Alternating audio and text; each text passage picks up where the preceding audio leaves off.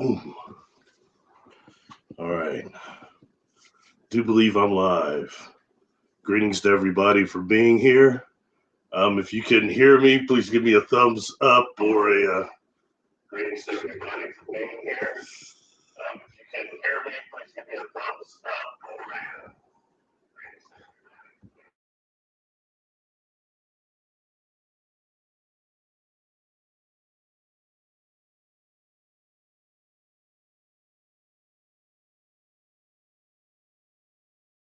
Okay, that should have corrected that. Can you hear me? No more echo. Oh, it's still there. Damn.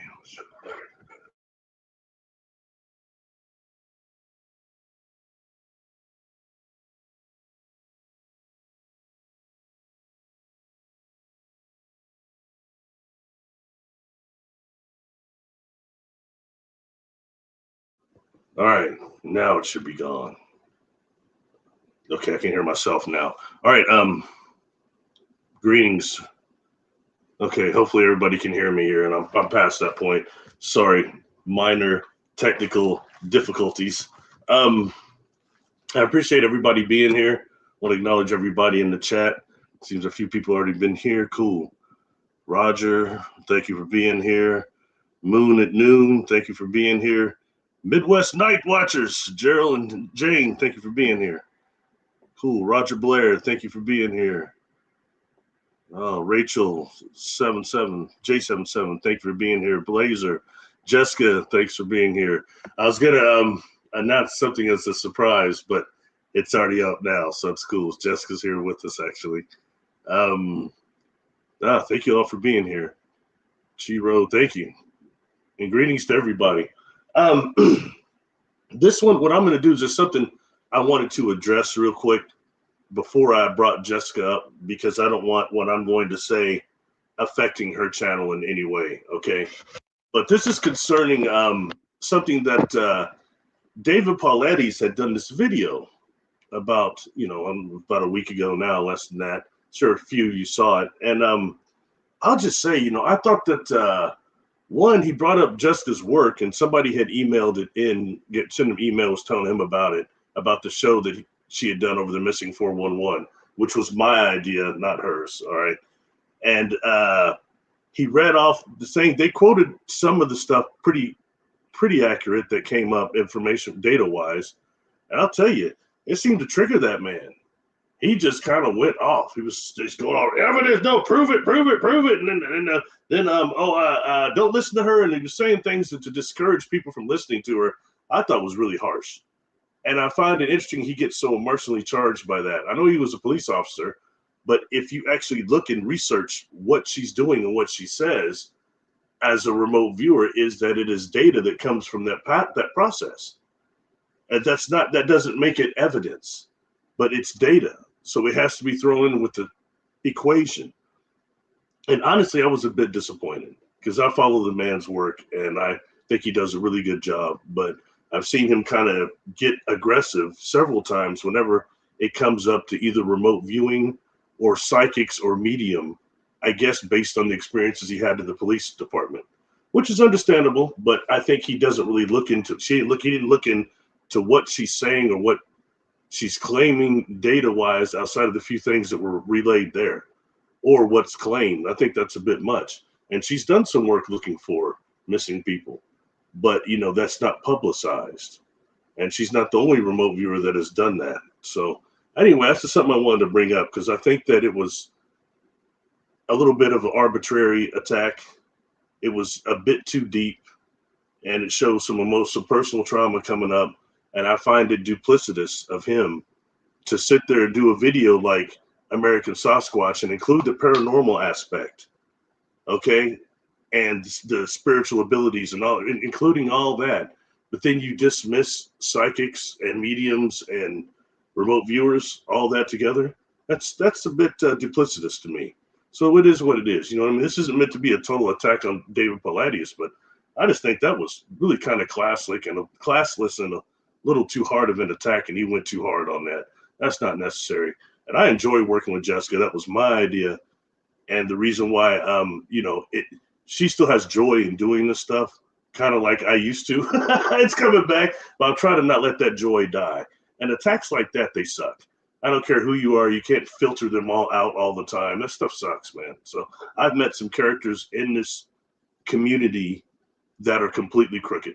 All right. And they're people y'all watch all the time. And I'm no angel. All right. But I don't go around hurting people. These people do it and they can't do what they claim they can do. They don't have the abilities, the contact they claim, none of that stuff. They're just normal, defecating people like you and me. Okay. And so I'll just leave that there. But, I have probably a mark on me because I will speak out against these people. I don't like people that crap on people. I don't like people that take advantage of the weak. And that's exactly what you see a lot of these cats in these communities doing that have these large platforms. They're not good people, a lot of them. Go back and look at the interviews on my channel. I didn't just come around when I met Jessica. I've done hundreds of interviews and probably hundreds with her now too, but hundreds outside of that. And I don't work with any of those people anymore. They're not good people. All right. Maybe one of them I still associate with. And do I have issues? Yeah, but I don't like people who are trying to take advantage of others and are trying to do damage to others. That's what's going all to be fame. It's like they get bit by this fame bug. And so that's what I'm just seeing going on quite a bit. And in that way, that's why I don't want this to affect our channel, because I got shadow banned some time ago. And a lot of these people were claiming, oh, YouTube took this off on my channel. But look at their view count. They keep going up and skyrocketing, almost like they're bought views. I'm just saying, all right? I got shadow banned for real. Somebody's commenting, say, man, I was watching some of your old videos. Your view counts are real high compared to what they are now. I said, it could be my information sucks, or it's partially that I got shadow banned like those people were telling me. I didn't think that stuff was real, the algorithms, but it definitely is. So anyway, I just want to bring that up. I just thought it was not cool of him to do that and to discourage people from watching her show, and to look at some commonalities that aren't sustained evidence, quote unquote. One would be, look at what she had said about the missing 411s. There was two targets. One was the missing, and then the other was the water deaths. And the things she was saying about underground labs and the type of experiments that were going on and stuff she was seeing. This was a blind deal. And then taking that and cross-referencing that to what I said Credo Mutua was talking about in his abduction. And there's only like one of those videos I can remember seeing where he actually talked about his abduction. And for me at that time, years ago, seeing that, it was hardcore, because I always wondered the difference between melanated and non-melanated people and abductions with grays. Okay, so that kind of just comes into play. And anyway, but he described going through something when he describes the grays as these, was it Mantingo or something he called them. There's another, he gave out a couple of terms, but this one was meant the torture of man. And he described being in a laboratory, like type of abducted place where, like Jessica did, what she saw. And then he was one of those people that when he got dropped, he didn't have any clothes, any boots, and certain articles were missing. And he said he like kind of wobbled between villages, and somebody stopped him and saved him. So, I mean, it's something, but everything he described was quite similar to missing 411 characteristics. So I'm just throwing that in, okay? And I just thought that it was not cool. And that's all I'm going to say on that, all right? But anyway, point being, we all meet a lot of nefarious people when it comes up to going publicly. And for some reason, I put my head up there to be chopped off like the Highlander. I don't think Duncan MacLeod would have laid under the guillotine, but apparently I did. So, it's going to happen a little bit, but it still kind of sucks and it hurts. Now, to the second part of this, all right, that we're past that. I'm going to bring my friend Jessica Jones up. She's been gracious enough to be here. And I kind of want her to talk about some things concerning remote viewing, because I think probably people don't understand enough how deep it goes and how some of the trainings and different things that people have done that goes beyond just a workshop that goes a couple of hours. You know what I mean? So I'm going to bring her up to discuss that. And also we have kind of, I have a surprise target for you. And this was last minute, but there's certain reasons that I thought it'd be fun to go over this. We'll go over the data and just check it out a little bit. So let me see if I can master this. Boom. Hey. What's up, Jessica? Hey, Barry. How's it going? Good. Pretty good, man. I've had a busy weekend. I was at the Georgia Bigfoot conference this weekend and got back late last night. And yeah, it's been good. How did that go? Pretty good. I'm well. Thank you for asking. How'd it go? The conference? It went great. We had a big old crowd. The parking lot was so full. I had to go park in the dirt somewhere off road. It was great. So that's a good sign. And it was actually, we had it at a different venue that was much more, I think it was much more suiting for a Bigfoot event because it was in like almost like a Tractor Supply type of a building with like live chickens outside and like feed for calves and cows and stuff on the inside. And I actually even bought one of those aluminum signs with a Bigfoot drinking a Pabst Blue Ribbon. It was fantastic. I loved it. It was country as could be, and I loved it, and it was perfect. But yeah, it was great. That's cool. Hey, that's cool. How was Matt's presentation, Matt Delph? You know what? I hate to say this. Matt was the first one to speak, and I missed his presentation, but I know it was good. I know it was good. I got there right after he spoke. But his is always excellent. I don't think that he was able to use the projector, because he had it hooked up to his phone instead of his laptop, so he didn't get to show that video. I know that's what you're wondering. You're wondering about that video with the orbs. I'm wondering how many, because I still don't hear about it enough that I think enough people haven't seen it. You know what I mean? So that's some good evidence right there. Talk about evidence. That's good there. It is. That's real life. That's real good evidence. I mean, everybody that was at the conference was excellent, and it's people that have just the most fantastic evidence. The North Carolina Investigates crew. I had George Lunsford on the show last night, so thank you all for everybody who tuned into that last night. But George and Rob Effler and Tim Dills and let's see who else, Jerry Millwood. Those guys have all been on my shows. And they were there, and they have a whole big, I think they took up 2 whole tables of laminated pictures that they had pictures of evidence from their game cams and stuff. I know Tim has been on Finding Bigfoot. I think he's been on some Bigfoot shows. I think probably all of them have. But I think George might have too. But they've got some fantastic, real evidence of Bigfoot. You can see their whole bodies in some of these pictures they have. So it's wonderful to be able to go to conferences and just events in person, so you can meet people and exchange stories. And Bigfoot is real. I don't care what anybody says. Okay. I don't care what any kind of documentary says. Just that one video might have been a hoax, but anyway. The emphasis that I'm seeing on that right now, boy, what a trip.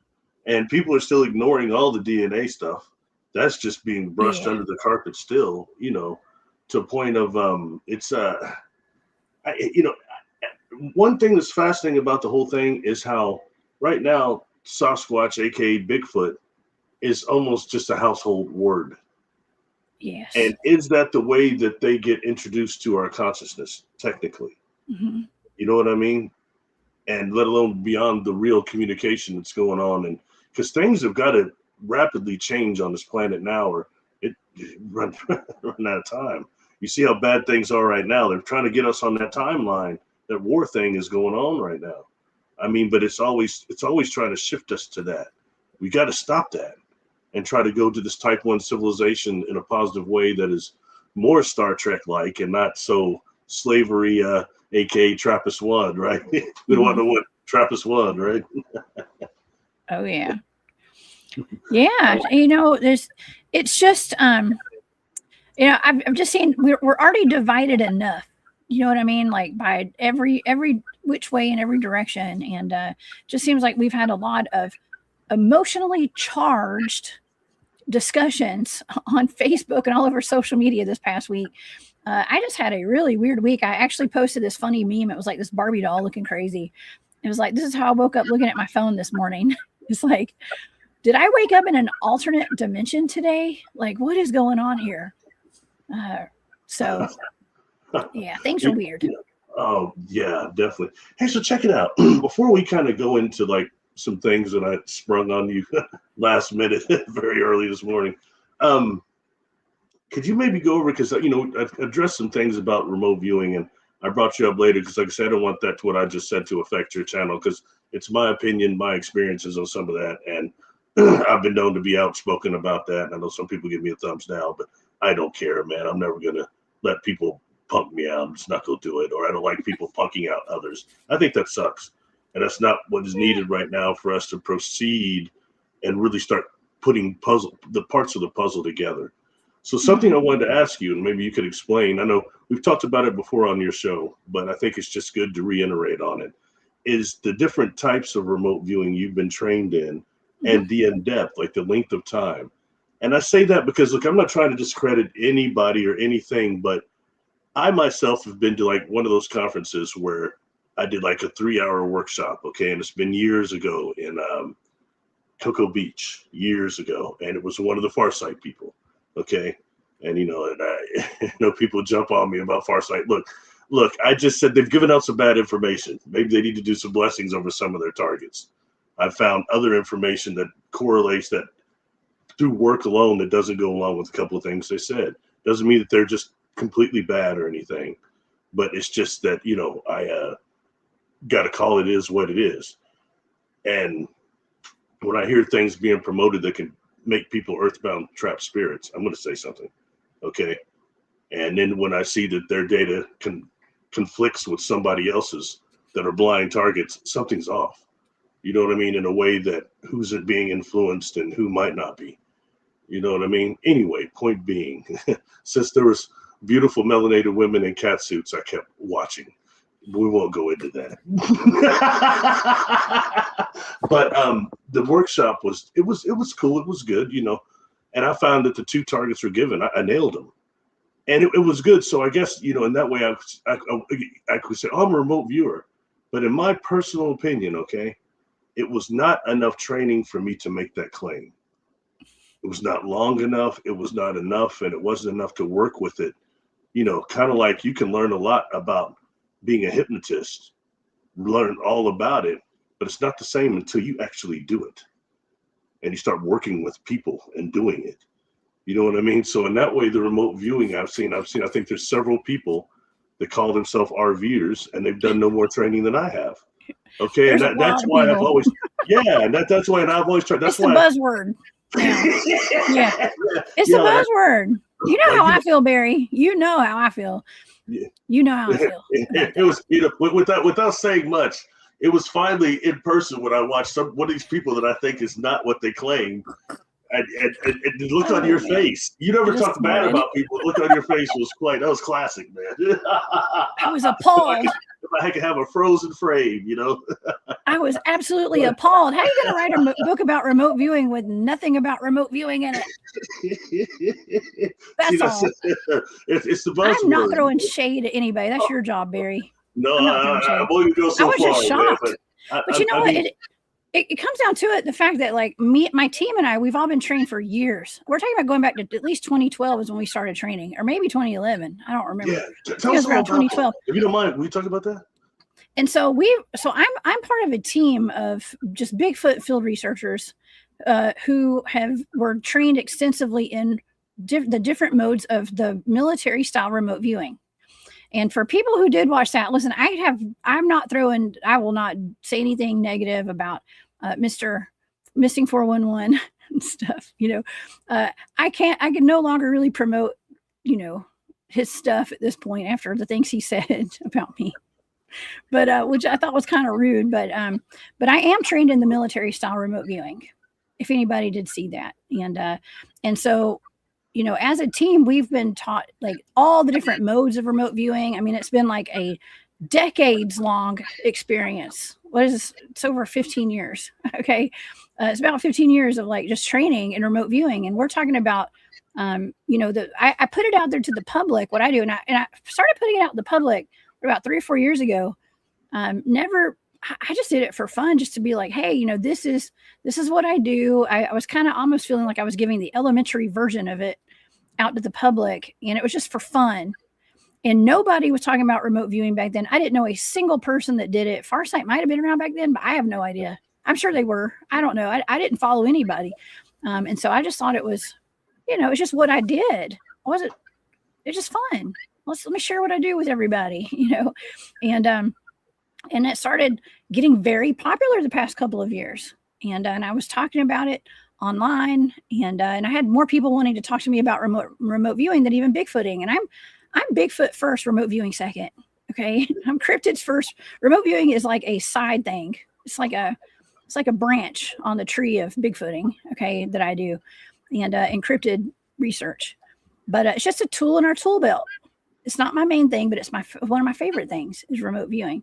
And when I say remote viewing, I don't mean I'm just psychically tuning into something, because it's part of it, but that's not what I do. And that's not what our team does. We are trained in the different modes of remote viewing, including the coordinate remote viewing, which is I put that out to the public.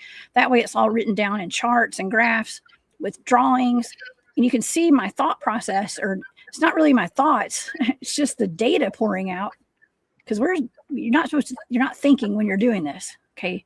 It's almost like channeling kind of, but it's putting those coordinates down, and you just go into your remote viewing session, and until the data quits flowing, you finally shut the session down, and then you got your target data. So that's what I do. But we're also trained in like energetic remote viewing, hypnotic remote viewing. There's several different modes. What is energetic remote viewing exactly? Energetic. Well, these are the other types of remote viewing are not written down. That's all. They're just not written down. And you go into like a theta state.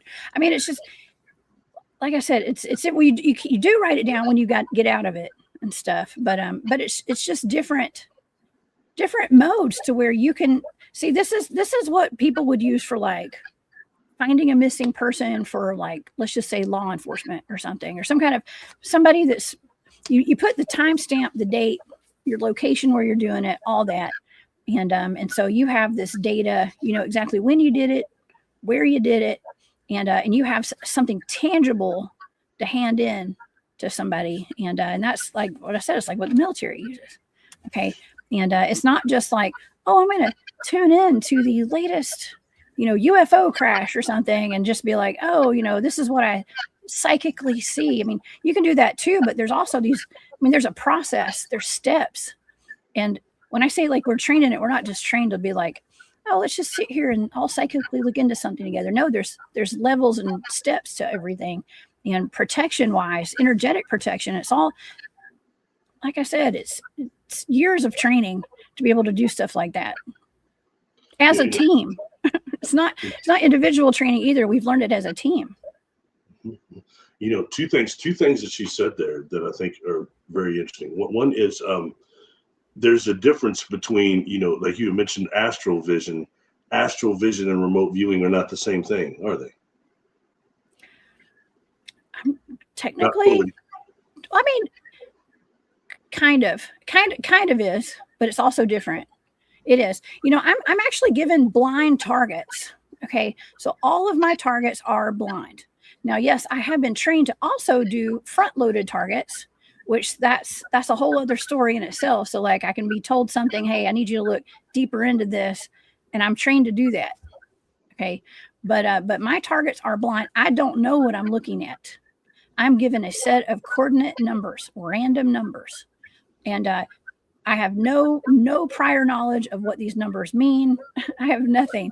And the targets you give me, Barry, I never know what I'm going to get. Of course, I never even try to guess before I sit down with yours, which I could. But when I'm remote viewing, what I'm doing is what I'm seeing is not exactly what the target is. Sometimes it's something similar, and we're pulling the data out of whatever I'm seeing. So like I'm writing down my sensory data. That's the important part. That's the meat and potatoes, is the sensory data. And then I've got the analytic overlay in this little box. And that's the way I'm interpreting what I'm sensing.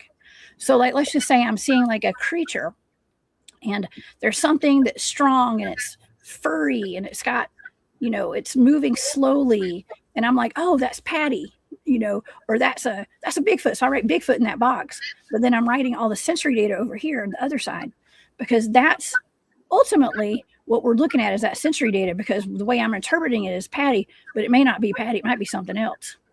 Okay. So you can take it or leave it in that analytic overlay box. And I know this is kind of over a lot of people's heads. I'm sorry, y'all.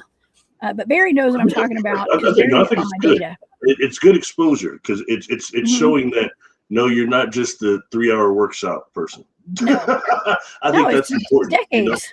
And it's certain people that I respect. When I first heard about, I was looking around. I thought I had the video right here. The Ed Dames thing, the kill shot. I've got it on the computer. I'll pull it up later. But that's the first time I'd heard about remote viewing. Was it maybe 97, 98? The first time he was on Art Bell, and he was talking about all that stuff. And then since then, I've come across people like you. I respect you. I think John Vivinko is really good. I enjoyed doing a little bit of work with him and checking out what him and his team is doing. Ingo Swann, of course, when I read Penetration, I thought that was an incredible book. He's the best. I love him. Actually, that's the methods that I was really trained on too, because there are, remote viewers, military remote viewers are like, they would, I'm not going to say they would disagree with some of the things like the targets that we get, because there's got to be like a finite, we got to know what these are first. Like is it the Statue of Liberty? We know what that target is already. So let's, those are the things that we train with. Those are the kind of targets that my team's always trained on, are things that are finite, that we know, like a flag in a jar somewhere under somebody's cabinet. Okay, like I would get practice targets like that. Okay, or like rolled up, a T-shirt in a under a rock or something. I know that sounds crazy, but like that's the kind of stuff we're trained in. And then it's like, well, now we're like, well, let's go over to this planet. Let's see what's on this planet over here. Like the targets that you give me, or some kind of an event that happens where we don't really know what really happened for that event, or like let's just say somebody got kidnapped or something. Like we're trying to locate that person. I oftentimes have gotten missing persons targets, and or people who were found, their bodies were found dead, deceased, and they don't know what happened to these people, or somebody just disappeared. And there's like, I've had plenty of targets like this where people, the last known footage of them was like walking down the road in their pajamas at their house, and they were never seen again. Nobody knows what happened, or they left work with their, to go stay at somebody's house, and they were never seen again. And so those are my targets, like locate that person. Where are they right now? Are they alive or dead? Yeah, so you've done that. That's the other thing I was going to bring up. Glad you're addressing that, is that you've done that. See, that's something that missing 411 guy doesn't know, that you've done that, right. And you've had some success with that because it's not broadly publicized, and it's something that may be done privately. Just like we have another individual that claims to have found many people, and they say that they're a remote viewer too, and I didn't hear about that, and they don't live too far from me. I couldn't find any notice of it in the paper or anything like that. So, but that doesn't mean that it didn't happen. You know what I mean? To people's defense, though, there's very talented psychic detectives and stuff, and psychics, and I have the utmost respect for those people. Now, do I consider what they do remote viewing? Not if they're not trained in remote viewing. I don't. But it's okay. I'm not saying that. I think it's wonderful that people do that, because listen, here's my thing. And I agree that, I'm not going to say that. Okay. About this. Let me rewind. If I were to have a missing child in my family, if I were to have a missing parent, a missing friend, missing someone that I loved, even a dog. I have located missing dogs before successfully.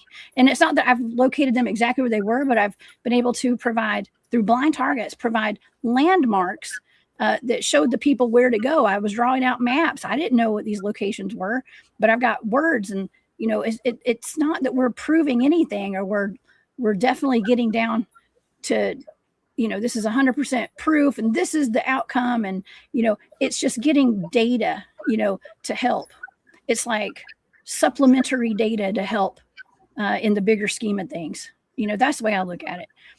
But I have successfully been able to locate missing people, buried bodies, where bodies were going to emerge from the water after they had been dumped in lakes and things like that, like the landmarks around where they would be found, and they were found in those exact locations.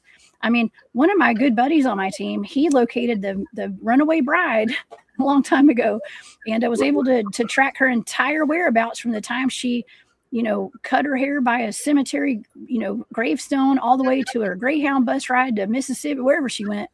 And that's what we use remote viewing for. And Jessica, and so how do those targets affect you? The ones that are like that, like finding a buried body, or when dealing with those type of targets? It's, what? Well, we separate ourselves from it, just like with any like first responder would do if they were calling 911 and the dispatcher picks up and she's having to help somebody keep a child alive or something like that. I mean, it's tough. And so when you're psychically tuning into things that are very traumatic like that, it really can really affect you. It can really affect you. And there were times, when you gave me those targets for the missing clusters, missing persons clusters, I was sick for over a week after that. I was literally sick from that target. Yeah. So it takes a toll. I try to put protection on all of them when I send them, but some of that stuff is so heinous that I think, what I mean? It takes it to another level. Like, for example, I was talking to somebody recently, I'd done an interesting Earthbound Spirit crossover a few days ago, not even a week ago. And this one was somebody that got past my initial detection method because they were lying underneath of another dead person. Okay. And they were on top of each other, but just killing this person's back. You know what I mean? But once I got the first one, as they're transitioning, they get blissed out and basically snitched out the other cat. Hey, you should probably come on too, Ooh, what just like that. But the one that I did a few years ago, it was a young brother that said his name was Alan, and he started describing getting killed by being or by unalived, by not just tarred and feathered, but skewered on a barbecue type thing. And the way he described it, it was so horrible. And this is coming out of the client, and I got him to cross. But it wasn't easy, and it took an extreme emotional trauma on me. I was thinking about this book that was called Without Sanctuary that never made it into any high schools or anywhere, but it was all about those posts that were given that the plantation owners were sending to each other. And they were, these horrible things allowed, these brothers being body parts or being passed around unalived and things like that. You know what I mean? There's some reasons people don't want those being shown. What is that? Your grandfather's up there cheering while that's going on. You know what I mean? It's stuff like that took emotional toll on me. Although I got him to cross, it was successful, but I was burnt for a couple of days after that. You know what I mean? Just tripped out. It was just horrible. And at that, heinous, no matter what creed, color, whatever you are, that's just heinous murder. There's unaliving. There's so much of that going on this planet right now, and the hate that goes behind it. And just because this takes us into all of these things, these cryptids, the Sasquatch, all this, the space, it's all a conscious event. I can't say that enough.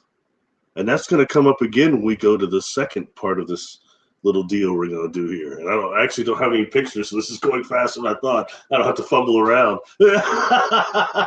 But I think that's just an important distinction, is that sometimes as much as we can protect ourselves, it's hard to separate from the experience when you're feeling it and view it if you're really an empath.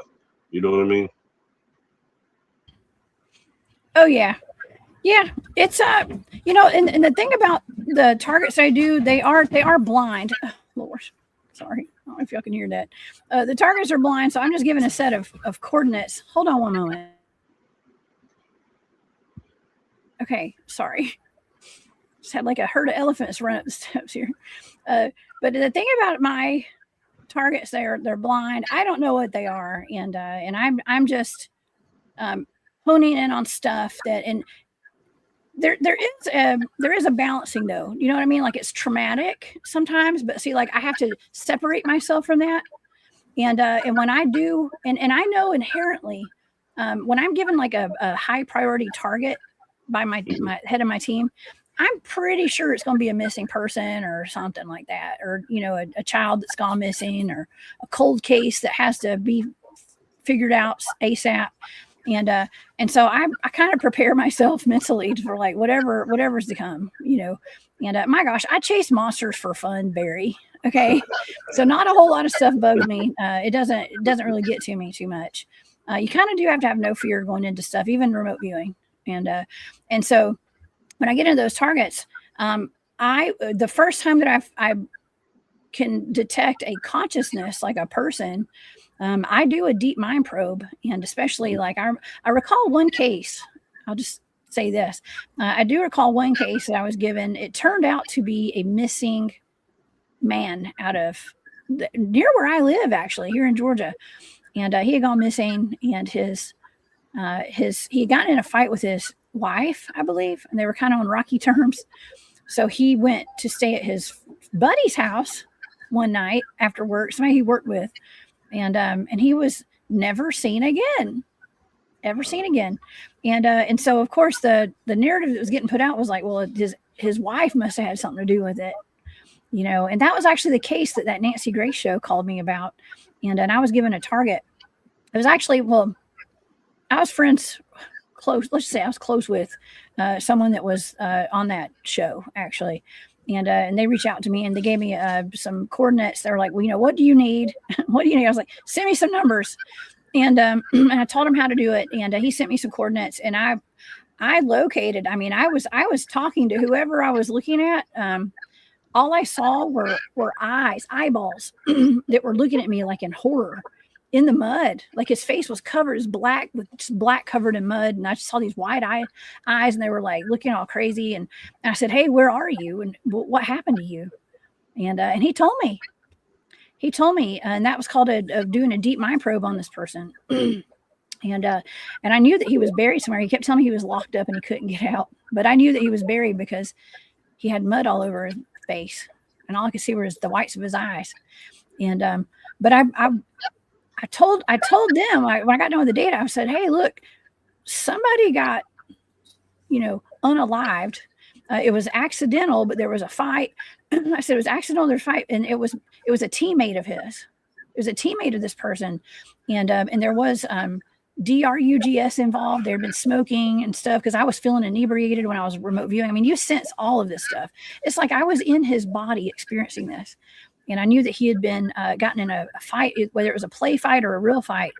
I think he got hit in the head or something, and he died. And so I told him, it turns out I was told I was wrong. There was no way that could have happened. They had interviewed the guy he was with that night.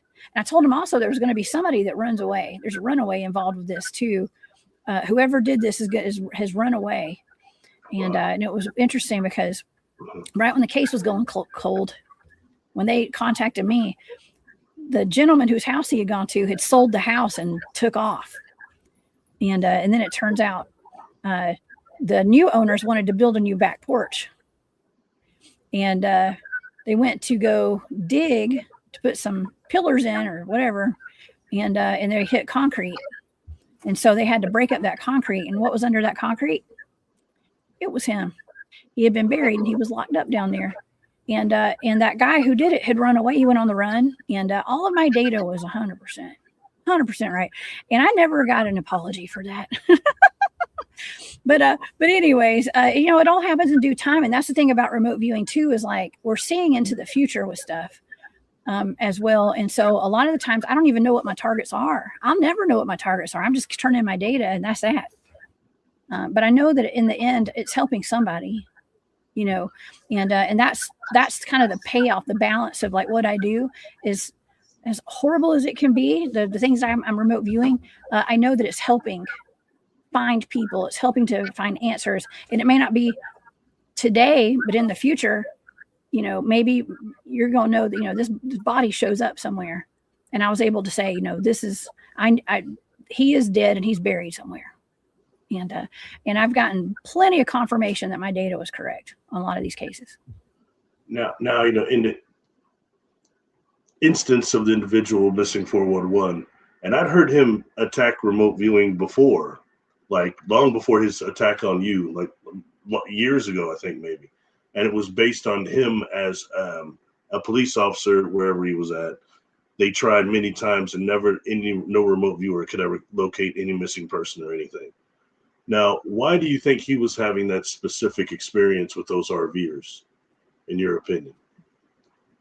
Can you repeat that? I'm sorry. I had to yell at my son to take my dog out. Sorry. It's all right. Who are you asking about? Who are you asking about? That's risky. You know how fleeting my mind is, but I'm able to retain No, it who are you somehow. asking about? I heard the last part. I will say, sorry. in the case of missing 411, I heard him years ago, way before his recent attack on you, attacking remote viewing specifically because he said as a ex-officer, he didn't have the ability to, or they had no hits on remote viewers ever finding any missing people, and they tried many times from wherever he was an officer at. And so in that way, so that's the reason he was using to slam remote viewing and psychics as well. Now, in your opinion, why do you think they had that much of a negative experience with RVing? Well, okay, so that video he made last week, I heard it one time. I didn't watch it again. Okay, but I do recall him saying something about, well, military trained remote viewers are a different ball game, is what he said, or something like that. That's loosely what he said, I think. And I am military trained remote viewer. I'm not in the military, but I was trained in that style, and that's all I can say on that. Okay, I cannot elaborate further. Okay, but maybe that's kind of like how you and I kind of joke around about how like people that claim to be remote viewers aren't really remote viewers, but they're remote viewing according to the jargon that everybody's using at this point. They're just psychically looking into things. And I think that's kind of what he means, because everybody's a remote viewer today. Yeah, that's pretty common. And so that's what it is. It's the same thing that you and I have been kind of talking about for years now. And I think that he has seen the difference as well. And of course, whoever wrote into him, and bless their heart, I'm so sorry. I know they got attacked. Yeah, and that's why I don't send my data to people like him. I don't try to make anyone believe what I do or whatever. I'm here for entertainment purposes only. You know what I mean? And so I'm not here to convince anyone of anything. And so I would never send my stuff over to him to be like, hey, look at what I found. Because I was shocked. Oh, sorry. Go ahead. No. Well, no, it's just because everybody's got their own. That's his niche. Is that what you want to call it? Like, he's a detective and an investigator, and I'm a remote viewer, and so we've just got two different wheelhouses, if you dare say, you know what I mean? And so, yeah, that's it. But you know what? There are people that genuinely just want to know where these missing people are. And so it is what it is. That's one reason. Oh, yeah. That's one reason I've liked the way we do your show, is that I've always wanted to keep it separate. I may have taken a workshop, but I never addressed that. But I am clairvoyant. I'm a medium also, and I see things. And I want to know if what I see will correlate with the data that you get from a different system. And so many times we've had things that correlate. It's pretty cool, pretty impressive. But I like that way, so that way I can say, well, I'm coming from the not remote viewing perspective. You are, so it gives everybody a flavor of both. You know what I mean? Yeah. Instead, it's like, you got this data, I got this data. It's just, it's just like keeps a little bit more natural, Yes, we got that special sauce when you put the flavors together over here. Yeah. Oh man. Definitely. So okay, so that's I guess. Is there anything else you wanted to say concerning remote viewing, or the details of it, or anything that may be separate from what you're doing from a lot of people making claims? And I'm not trying to slam any one person, but like you said, there's so many remote viewers right now. It's like I might go right down here to this convenience store and meet somebody.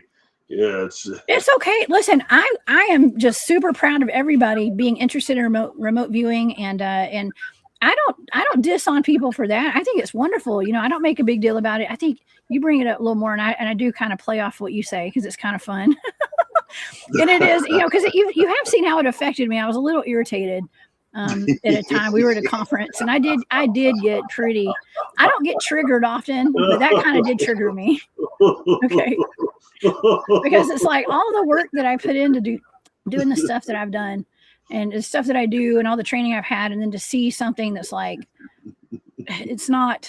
I was just excited to meet other remote viewers.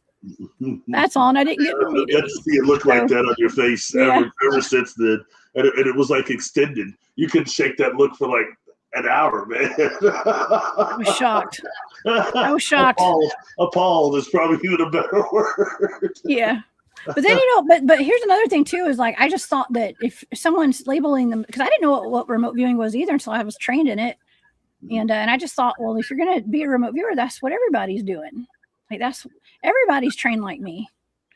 And then I found out quickly it is not. It's not. And I don't complain because I'm just proud of everyone. Listen, I'm here to promote everyone. Like, I'm your biggest cheerleaders. I will be your biggest cheerleader. And I love, especially on my audience and your audience and everybody here. I would never discourage anyone from doing it. It doesn't matter what you call it. It doesn't matter. Psychically look into stuff. We're all psychic, and I've always been here to encourage it. That's why I started doing my remote viewing show. I want to encourage everyone to do what I do. And I am not a snob when it comes to, I could be a remote viewing snob in some ways. Just kidding. No, but only when I get around Barry, y'all. Only when I get around Barry. No. I like that, because that's why, like I said, I wanted to get you in trouble, because you know me. I'll bring the heat. I don't care. I'm not here to be liked by people. I'm not here to be famous. That's never going to happen. I'm not going to get rich on this stuff. So I just try to keep to the truth. You know what I mean? I enjoy working with you because you're truthful, and it's still fun for you. And I see somebody trying to kill that joy that you're having with it. You know what I mean? That sucks. No matter how you look at it, it just kind of sucks. But it does. Yeah. Well, I can see, there's a lot of people that are very emotional about stuff, and then things just triggered them. Just like I got triggered that day when I saw that book and there's no remote viewing in it. And I was like, what the heck is that? And it was like, I got triggered. I don't get triggered often. I've done a lot of work to heal my wounds, y'all. I'll tell you what's priceless, because without mentioning any names, I'm very aware that person does not like me. Okay, for whatever reason, no interactions, but I can detect fakes. Okay, like just like that, and I know, and the people that are only interested in fame, and I've been watching them for some time, and then it caught your radar. It was incredible. I've been waiting for you to see it. I was sort of excited. I wasn't quite sure that you hadn't seen it yet. I was like, I'm surprised. I was thinking, surprised she's never commented on that. And then you saw it, and it would be like the equivalent if you and I were standing there and I had a bucket of cold ice water. I'd sort of, that's the look you had on your face. Anyway. I was just in shock. That's all. And but here's another thing too. I was shocked. Okay, I get to laughing. I'm glad we're on your channel today. I'm glad we're doing this on your channel, not mine. I gotta keep realizing I'm in the driver's seat, man. I'm like, I gotta be Michael Knight, not the other guy. Anyway, so ultimately, well, Barry, here's my final word on everything: is I don't claim to know anything. I really don't. I'm not even an expert in remote viewing. I'm really not. I just love doing it. I've been trained in it, and I know I'm pretty good at it, and I'm pretty good at it. That's all I'm going to say, but I do not agree. I do not agree. I'm not going to say that. Well, I don't claim to know anything. Okay. And so I'm just providing data to help out as a supplemental type of information out there. For stuff like that, and for these targets, and I have located some really good targets, Barry. I've done a good job of providing some great data that really has helped, including finding missing people. Yeah, a lot of them. Well, look, this is technically remote viewing, so this will be the 91st target you've done for me, and some of those targets I gave you. I'm sorry. They weren't, for lack of a better word, they weren't punk targets. You know what I mean? They were hard, intense, a lot of these. And I'm pretty good at giving the coordinates and programming them and stuff, but still, that doesn't make it any easier. You know what I mean? And I think the first one we did, in fact, that'll probably tie into what we're about to talk about now. The pyramids, the Great Pyramids. And I found that one so fascinating, because your first data you're talking about giants, and what's with giants? What's with these boxes and this sound technology? And of course, me being me, I had to ask the first time. Well, were they melanin dominant giants? What kind of giants are you seeing? You like all different types, all sorts of different races. They're all different colors of brown and white, gray and green and purple. You described them being someone 25 feet tall and taller. And that's where we get into what I think we're gonna be addressing right now. So I'll just go and shift us into that. All right. Here's where it gets here's where it gets rocky. I've got to start doing technological things now. Take the comment down first before you pull a picture up, Barry. Do it. Okay. Take the comment down. I'm gonna walk you through it if you need some help. I'm not telling you how to run your show. No. I don't know what I'm doing. That could have been a major problem right there. Would have like wiped out my system. Oh my gosh. No, it looks better when you take the comments down first. It's just something I do. No, that's probably a good idea. Procedures. The fact I've even come this far with this whole thing is beyond flabbergasting. Okay, so Jessica, this was actually your first target. And I think today? What is that? Yeah, okay, so I think this actually has been changed a little, and it doesn't quite look like the one I saw. Well, it's quite similar. Okay, what this is called the Lake Van monster, the Lake Van creature. Oh, cool. Right? And this is in Lake Van in Turkey. All right, there's been for a long time, like a couple hundred years, a creature being seen in Lake Van. All right, and they describe it as being, I've heard two different types of description. One is that it looks like a type of a plesiosaur, and, which has a similar to what people used to think Loch Ness was. And the other that it looks like some type of a giant eel. All right, and what kind of caught my attention to give this to you so sporadically as a blind target was that at first it mentioned Lake Van, and I saw it on one of these shows. I don't sleep well, so I was up watching one of them. I think it was Unexplained Mysteries. It's the one where they're really trying to debunk about everything. All right, and this was once said that, it's an elephant, and it's submerged. And that's why this one right here may not be the same one I saw them analyze, but it's very close. But the thing about the eye seemed like it was further down than the one they were analyzing. And so they debunked that being an elephant. They debunked the footage being fake. All right. And then the experts couldn't say exactly what they thought. Even marine biologists couldn't tell you what it was. And you see like a bubbling down at the left there was, where that looks like it could be a trunk now. But I don't think that's there, because this one thing about this Lake Van is it is huge and saline. It's like one of the most saline lakes there is, to where they call it, Jessica, salty. A soda pop lake is what they call those. Soda pop's not salty. Hey, look. Hey, look, Jones. I didn't give it the term. I'm just telling you. Salty. That's what they call it. They call it a soda pop lake. Yeah, you can look it up. I'm serious. It means it has high amounts of. See, now you're throwing up my mind. Maybe it's lost in translation when it comes to like language. Where is this at again? Soda pop lake. Turkey? A soda pop lake. If you look up soda pop lake and look up Lake Van, you'll find that. But the thing, what it means is there's such a high saline content of different salts that you only have like two different types of fish even found there, like a cuttlefish and another one. People can look it up. There's only two type of marine life there. Okay, so that's something else that I found very, very interesting. And the fact that they couldn't debunk this thing. Now I'm going to stop sharing this one and go to another. That's kind of cool. She says soda's not. Soda pop. This is just another example of what. Well, first, hold on. I got another one I'll show first. I actually think it's the picture that I actually used for the what do you call it, the poster, or the whatever picture, the main deal for all the main profile picture. That's it. Sorry. And the reason why I'll show this is because I think it's just important to know about this place when dealing with potential life.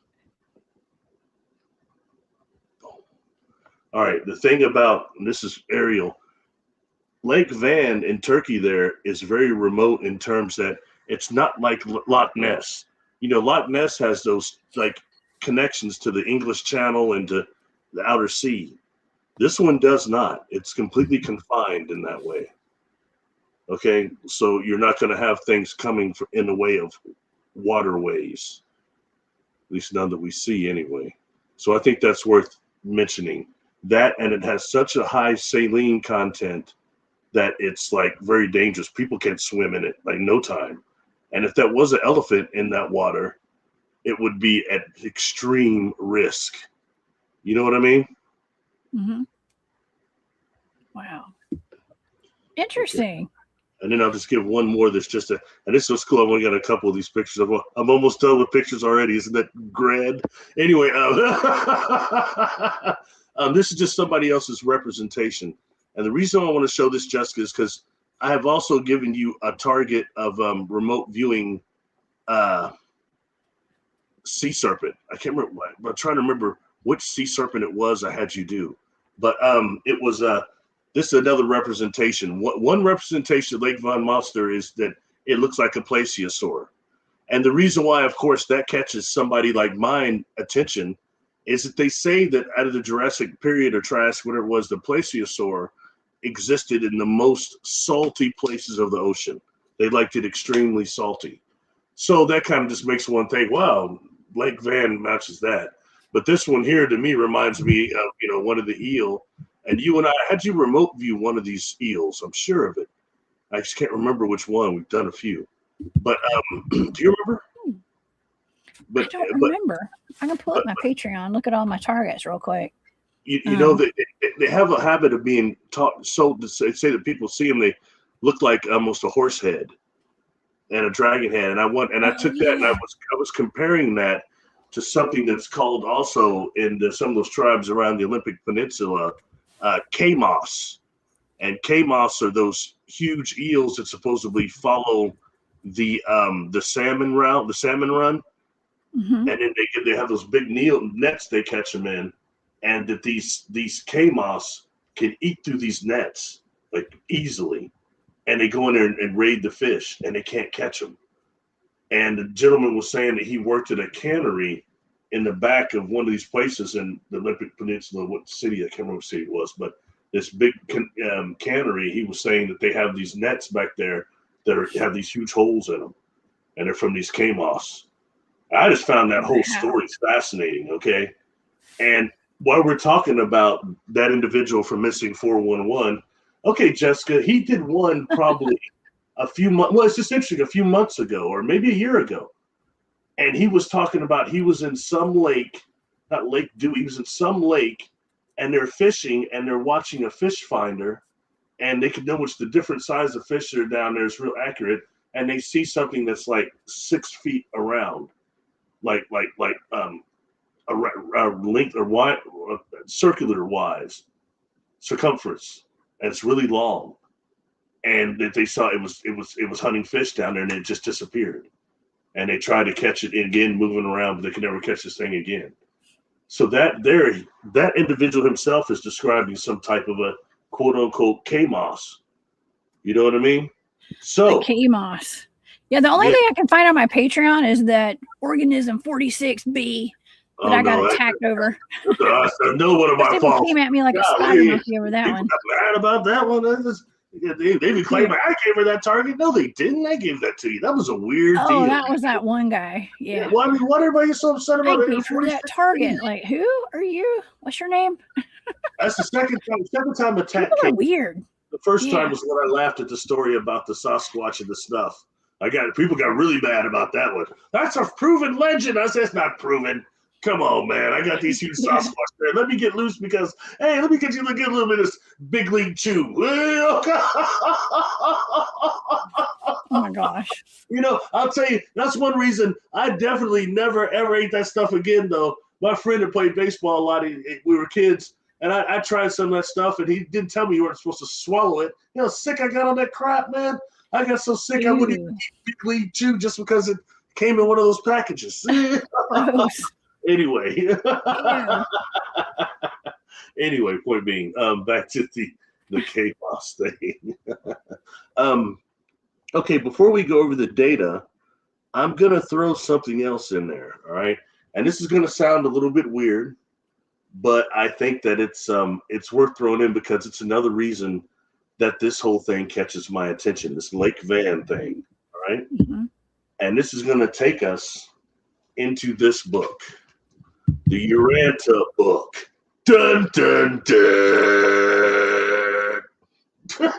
Hey, y'all, okay, everybody knows that I have sometimes an issue with this book because of some of the racial stuff in here and yada, yada, yada. And I've said it before, despite that, I try not to throw the baby out with the bathwater. I think that's how you say that. Yeah. So, and I believe that some of that stuff is put in the racial part of this book to discourage somebody like me from reading it. Okay. And this part of this book, in fact, I'm going to this. Okay. Don't worry, everybody. There's only like one more picture left, maybe two. It's going to be this paper here.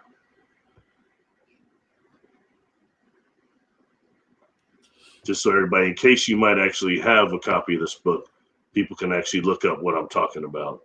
And it makes it a little less nebulous than just Barry up here being this boring, laborious guy. Oh, it's not a very good picture. I'm sorry, folks, but we'll deal with it. Okay, this is paper 66 of the Urantia book. Now, I've said before, outside of that part of this book that I don't like, it's very, very informative, and it's just interesting, you know, and it's worthy of evaluation regardless. All right. So this part of this one, and the other one will go into paper 67, which goes over to what's called Van the Steadfast. Okay, now this part of this book, they start talking about the planetary prince that came to Earth. Urantia means Earth. All right. And you see there, his name was Caligastia.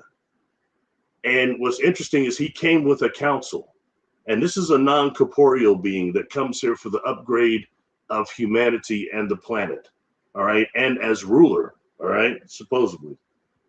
Now, he was part of, what's called Alanadek son is what the book calls them.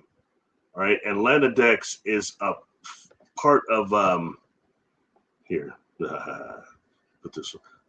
It's non-physical beings that are like formed from the different spirits of the creator, like the sun spirit, sun creator spirit, the mother spirit. And these are beings that are formed like that. And these beings are called Lanadex. And they're somewhat similar to another one called Melchizedek's, but they're a different order. Right. And here. And I'll just explain the stuff that's on this picture here so people get a feel for it.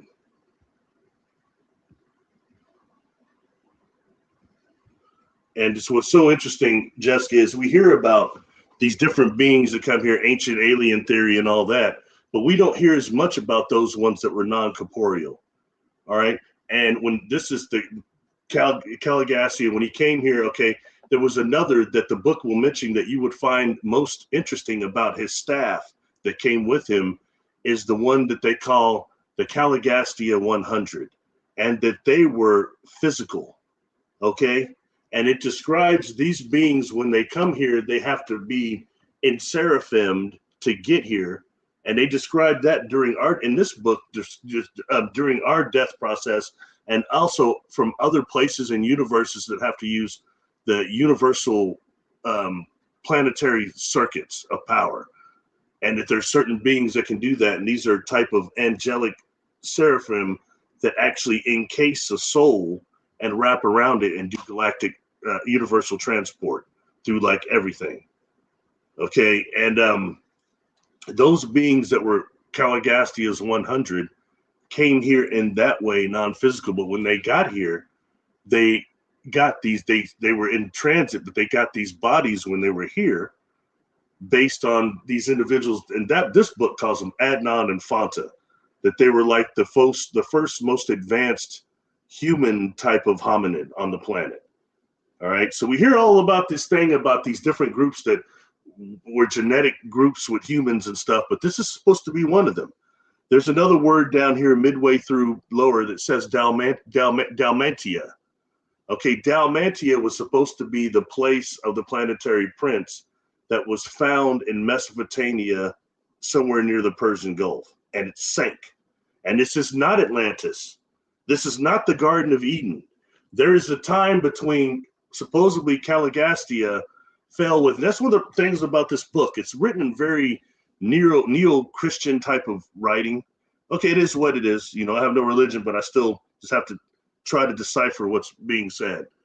But it's saying that there was the Lucifer rebellion amongst these higher beings, okay? And during this rebellion, Caligastia fell to them. He was already in love with himself. And that whole regime he had wound up falling. Okay, and that's one way that this Dalmatia was sunk. And I say that again, then they go on later. So there was a time between when Caligastia was here, and it talks all about this 100 corporeal that he had that got these human bodies with these genetics from these non-physicals, and how they had these things. This book mentions these things called the Tree of Life. And the Tree of Life is actually shrubs that came from another planet that was almost out of phase. And as long as those that were corporeal ate that fruit, ate of that plant, they were immortal. And it talks about, Jessica, these beings, even the physical ones that were eating, ingesting, ruling, like being here for 250,000 years, their lifespan. Okay. So maybe some of these people in Hollywood aren't vampires. Maybe they're just eating the fruit. Well, you know, I think that shrub, I don't think exists anymore on this planet, and it was from another spear. You know, and it's but when we start seeing things like the Sumerian texts and see them holding those pine cones and other things and standing around some of those trees, it sometimes may mean this Tree of Life thing. Okay. And I have past life memories of coming here from somewhere else and having fruits and things from other spheres, other planets. Something about this 100 staff members of Caligastia that got to become physical. Okay. Jessica describes all 100 of them in this book being from a different planet. And then they get these bodies and they start interacting with Earth. There's supposed to be a project of upgrading. And when you start taking some of the weird words this book has and the weird concepts, you realize very much they're talking about genetic engineering on a very high level. And I have showed you, and what happens is, okay, so you have this fall that happens of the planet of the prince, and which really messed up Earth, and also who they call Satan, who's under Lucifer, that whole thing. That's why they call in this book, they call our star system Satania, is what they call it in this book. Okay. Anyway, point being that they had this being named Van. Van was one that during the fall that didn't go the way of the rebellion and stayed loyal, and supposedly took over planetary administration. And then he moved a lot of his group to Lake Van, the area of Lake Van, and that's where they resided. So that's another reason that name of that brought my attention. Okay, now looking at this, again, these are supposed to be Lana decks here, okay? Now, the last picture, one final picture, and that's it. And I'm just bringing this up. I could just show, I guess, the picture I have, but it wouldn't be as fun as showing it this way. So the reason why I take an interest in the Lano decks specifically, Jessica, and I've showed everyone this before, but it's based from one of my experiences. Okay.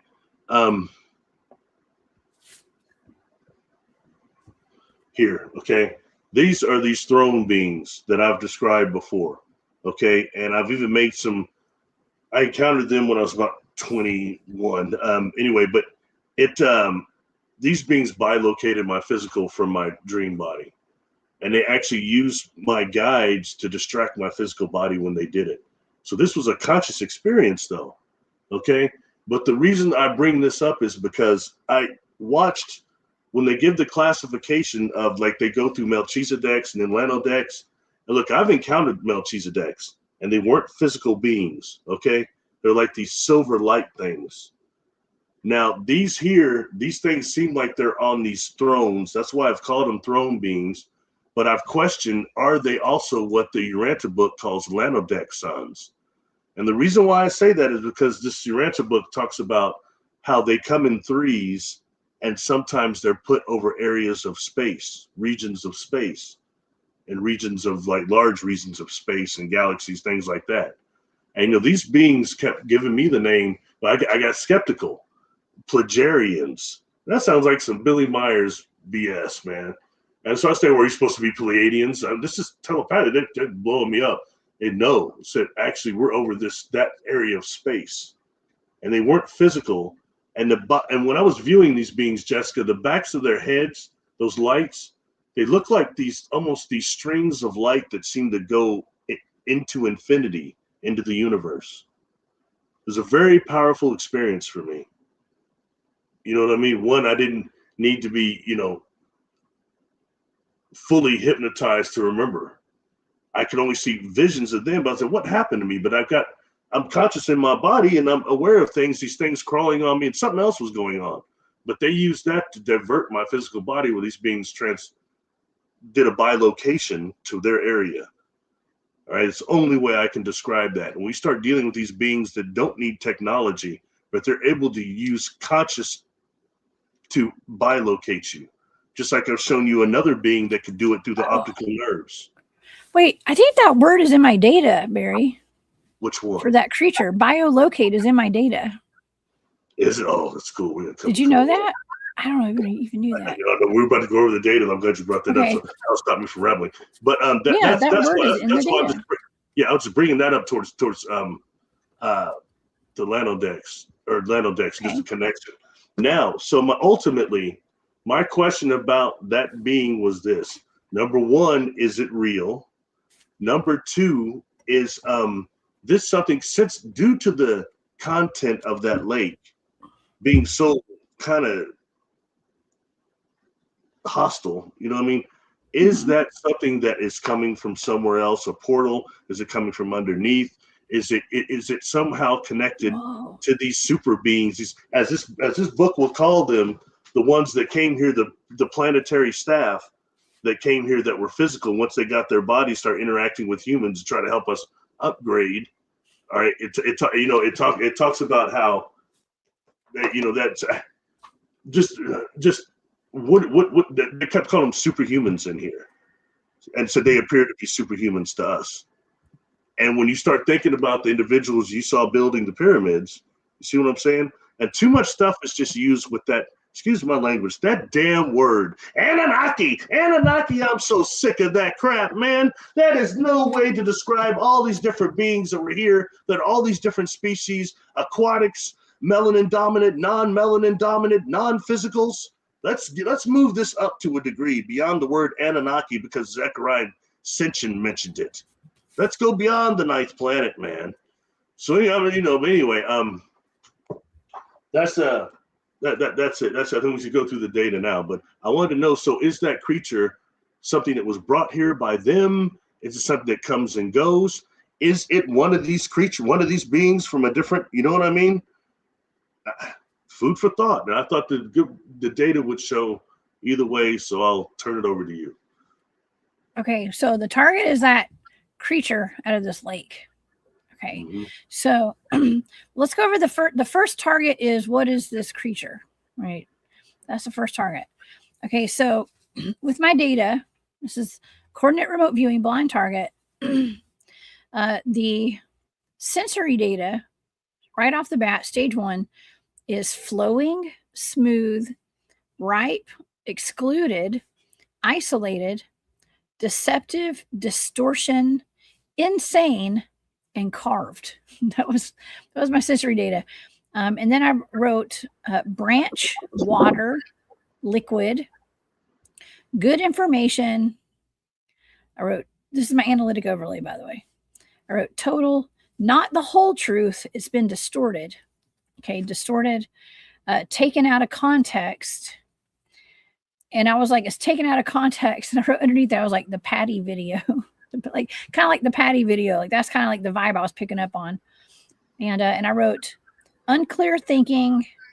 I even wrote dementia on here for some reason. Okay, so unclear thinking, but carved in the memory. And then I wrote down, I was definitely picking up on like a cryptid vibe, something that was like a cryptid, because I was picking up on like the in my mind, like that's why it's analytic overlay. I was thinking, well, maybe I'm looking at like Patty or something because it was something that's not supposed to exist.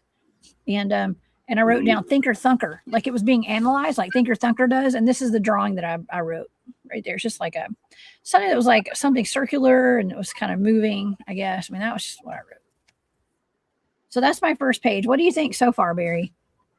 It's interesting. My question would be to you: did you get the feeling that this thing was alive? Yes. Yeah. For sure. You'll see on the next target is actually, it's an actual animal.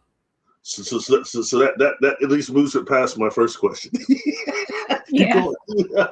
It's an animal of some sort, but I think it's like maybe a cryptid or something because that's what I picked up on the first target. And so this is what I wrote. This is somewhere remote. Part of my sensory data is like I was somewhere remote, maybe like in the forest. Let's see. My analytic overlay was allocated time and place. Allocated time and place I wrote down. And then I was like excited about it because I wrote that I was excited. There was excitement that I was feeling, and I wrote blurred out and then blurry creatures. So I was definitely picking up on like a cryptid of some sort. That's what I was picking up on. And something that was watching, spying, scrying. I wrote scrying and spying. And then eyes on everything. It's interesting that you showed that picture because it has an eye on it. But eyes on everything. I wrote extracting, and that there's government involvement, and they're extracting information. Government involvement, extracting information. And that was my second page of data. What do you think about that?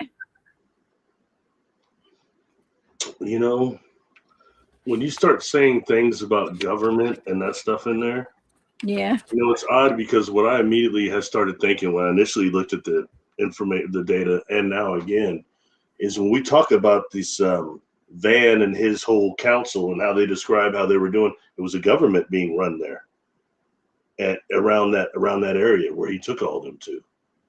And not just that, it was the area for like the entire Earth, as in galactic headquarters for the entire Earth. Galactic. And, you know, and that wasn't the part that wasn't fallen. And they said that he remained in power until quote unquote Adam and Eve came here for the other part of the biological uplifting, more genetics. See, we hear about these ancient aliens, but who were they? You know what I mean? And I mentioned before, when it comes to Adam and Eve, please look at the Sumerian text. I've done videos on that, and how this book says that they came for this training, their material sons and daughters, they're dispatched to every planetary sphere when they reach a certain level of biological evolution, and they call them biological uplifters, and how they have to go through this training when they get here. And they described Adam as basically being the put it like this: Enki was described, when you see on the Sumerian text, he's got the fish coming out of the waterfall out of his head. He's standing on these stairs. He's going through some type of a training, just like this book is mentioning. And two, I think that the fish in there is supposed to illustrate sperm. The god of sperm. That's a biological uplifter, just like this book is saying. Okay. And then at the end of it, or the end of that, when Adam and Eve fell, they talk about they lost their germplasm, got deteriorated, and they didn't have access to what they did because they fell too. But then, like the shrubs and all that stuff. But then how there were like so many thousand of women brought to quote unquote Adam, which would be Enki, to try to get his germplasm into all of them to keep it going. And what they later started calling like Adamites and other creatures like that. But the thing is that when looking at the Sumerian text, you've got Enki and somebody bringing a woman to him that fits about right here. And he's holding about just like that. These are giants. And then you see behind that another giant that's like on his knees. It looks like these huge test tubes pulling these levers. What's that? That's exactly what this is. I'm just saying that's what this book is saying. So we've got that overlay between the beings that were these the prince's staff to Adam and Eve. And when you say government, or Enki and his wife, but when you start saying government, that's what I think it's referring to, opposed to the regime we have right now. I could be wrong. That's what I got from it. Wow. That's very interesting. What do you think? Yeah. Well, I've got more data. Why don't we finish out the data? Well, because I think that this is interesting too. Okay, so the last page of data for my sensory data, I wrote precious and nostalgic. And I wrote something that was nostalgic. And I'm still on that cryptid vibe for this target. Something that like people look at and they have nostalgia, or like something that's old, right? To look back on fondly. But I wrote precious moments. Precious moments. I don't know if y'all remember that back in the 80s. There was like these little figurines they call precious moments or something. I don't know if y'all remember that. I saw that I saw that and I wrote it down. So don't ask me why that's there. But I was seeing something that was like on a map. I was actually seeing something on a map, and I was picking up on like a square mile radius of something like on a map. Is what I wrote down, and that was like the parameters I said of like whatever I'm looking at stays within the square mile. Okay, and but then I wrote down debunked. So something had been debunked, and then I was hearing the song "Life Is a Highway." I want to ride it all night long. I heard that song. Don't ask. I don't know. That's just how remote viewing works. But I heard that, and then I started getting fed up and irritable, and I ended the session.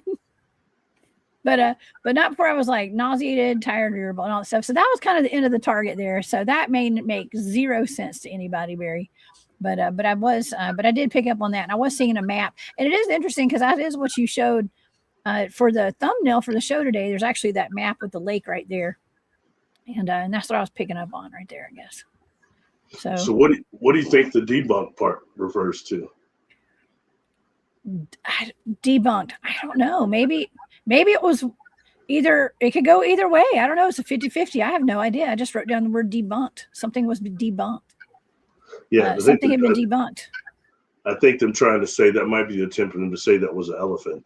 And I found a bunch of other pictures that had nothing to do with the one I saw being analyzed. There's a video of that thing, actually. And at no point did I ever see what looked like a trunk out of the water during the original video they were analyzing. But if you look online, there's like a ton of pictures. You see an elephant in the water that is not, I believe it is not in Lake Van. I mean, an elephant wouldn't even last long there any more than we would. It's like toxic, they say. So the salty toxic anyway. Something you could throw the Star Trek salt vampire in there, it'd probably grow huge. Oh, those parasites. Yeah. It's a scary character. You know, if you want, we can move to the second target, because the second target was just strictly, where is this thing from? The origin of it. And I figured you would see if it was just a regular marine animal, or was it brought here, or what? I like this data even better for this target. I think this is some great data right here. So the second target for my sensory data, I wrote beastly. So it was a beast of some sort. Beastly, moving, wading, like W-A-D, like wading, wade in the water. I wrote down wade in the water. Okay. Weighted, massive, heavy, surprised, caught, diligent, and hidden. And for my analytic overlay, I wrote land before time, beast, by land and sea, wade in the water, mass, heavy, for what it's, I heard somebody say for what it's worth. Okay. Caught on camera, native and indigenous. It's going undetected, and hidden resources. And I wrote something that's like below something. So maybe it's like that line with the arrows down there. So like something, I guess that's like underwater, maybe. I don't know. It's something that's hidden. It's been going undetected for a long time. Okay. And but it was caught. It's been just like caught. Maybe it says hidden resources though. All right. Let's go to the next page. Yeah. Oh yeah. Okay. Next page. I wrote topped out and bottomed out. Topped out, bottomed out. I wrote suffering and allocated, something transdimensional. And I wrote a triangle. Oh, let's see if I can get the camera. I don't know. A triangle right there, and or a pyramid. And I wrote transdimensional, something oblong, deep. And then I was like, no, go deeper, deeper. And this is interesting. I wrote these 3 words: Neptunian, Plutonian, and Saturnian.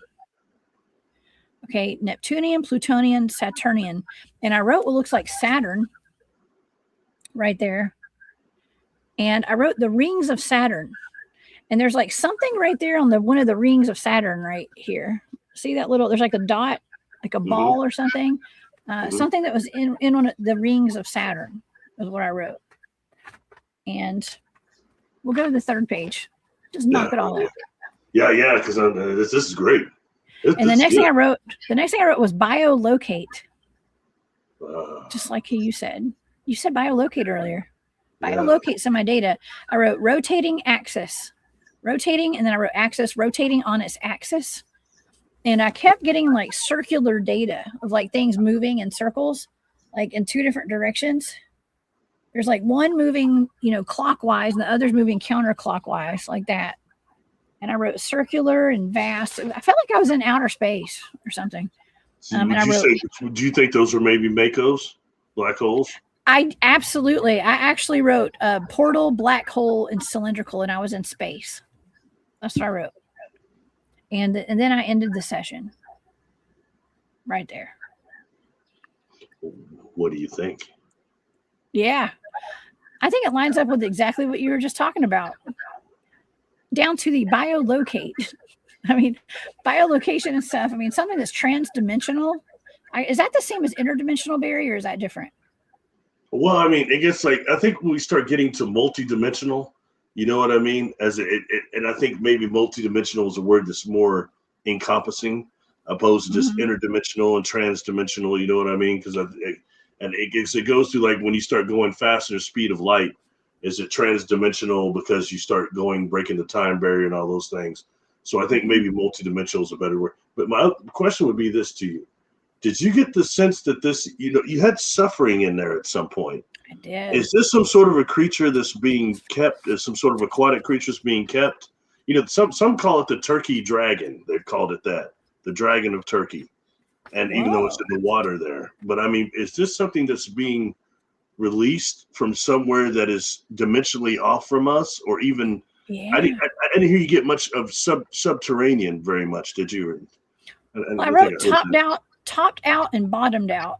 Right when I wrote right before I wrote suffering. Those are the things I wrote right before I wrote suffering down. So that was like topped out, bottomed out. Something that's been allocated.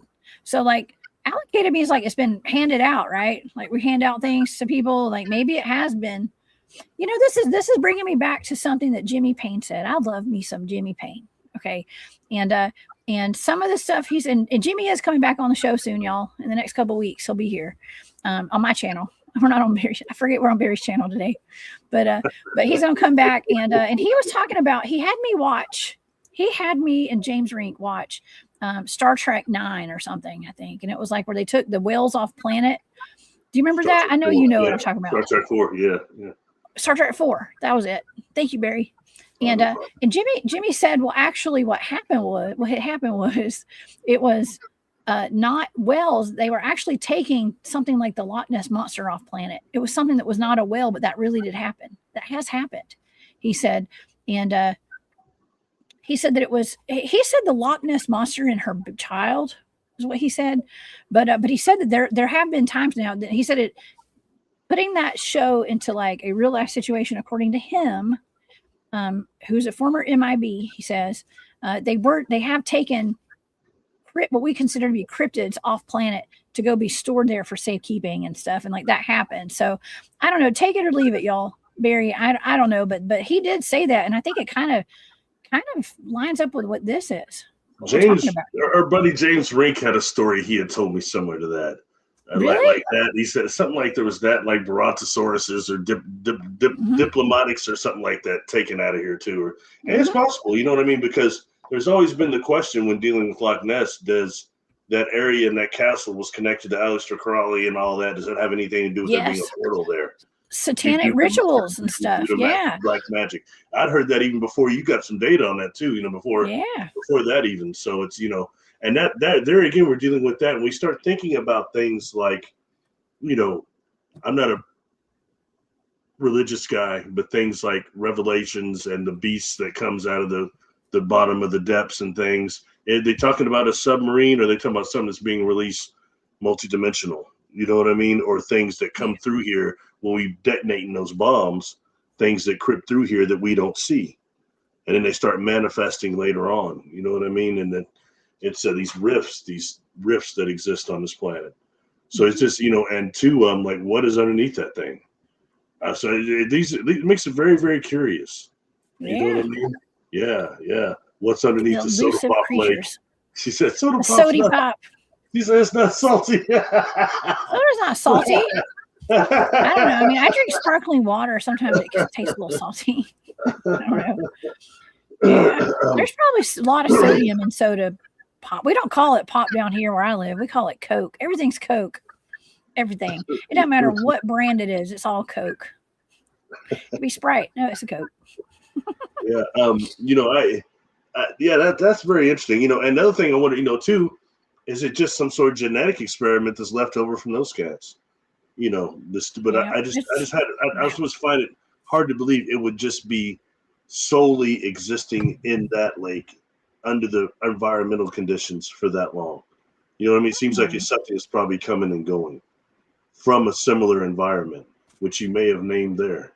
And and when saying that, and when you putting that thing on Saturn on there, I find that interesting. All right, because that takes us into Norman Bergen.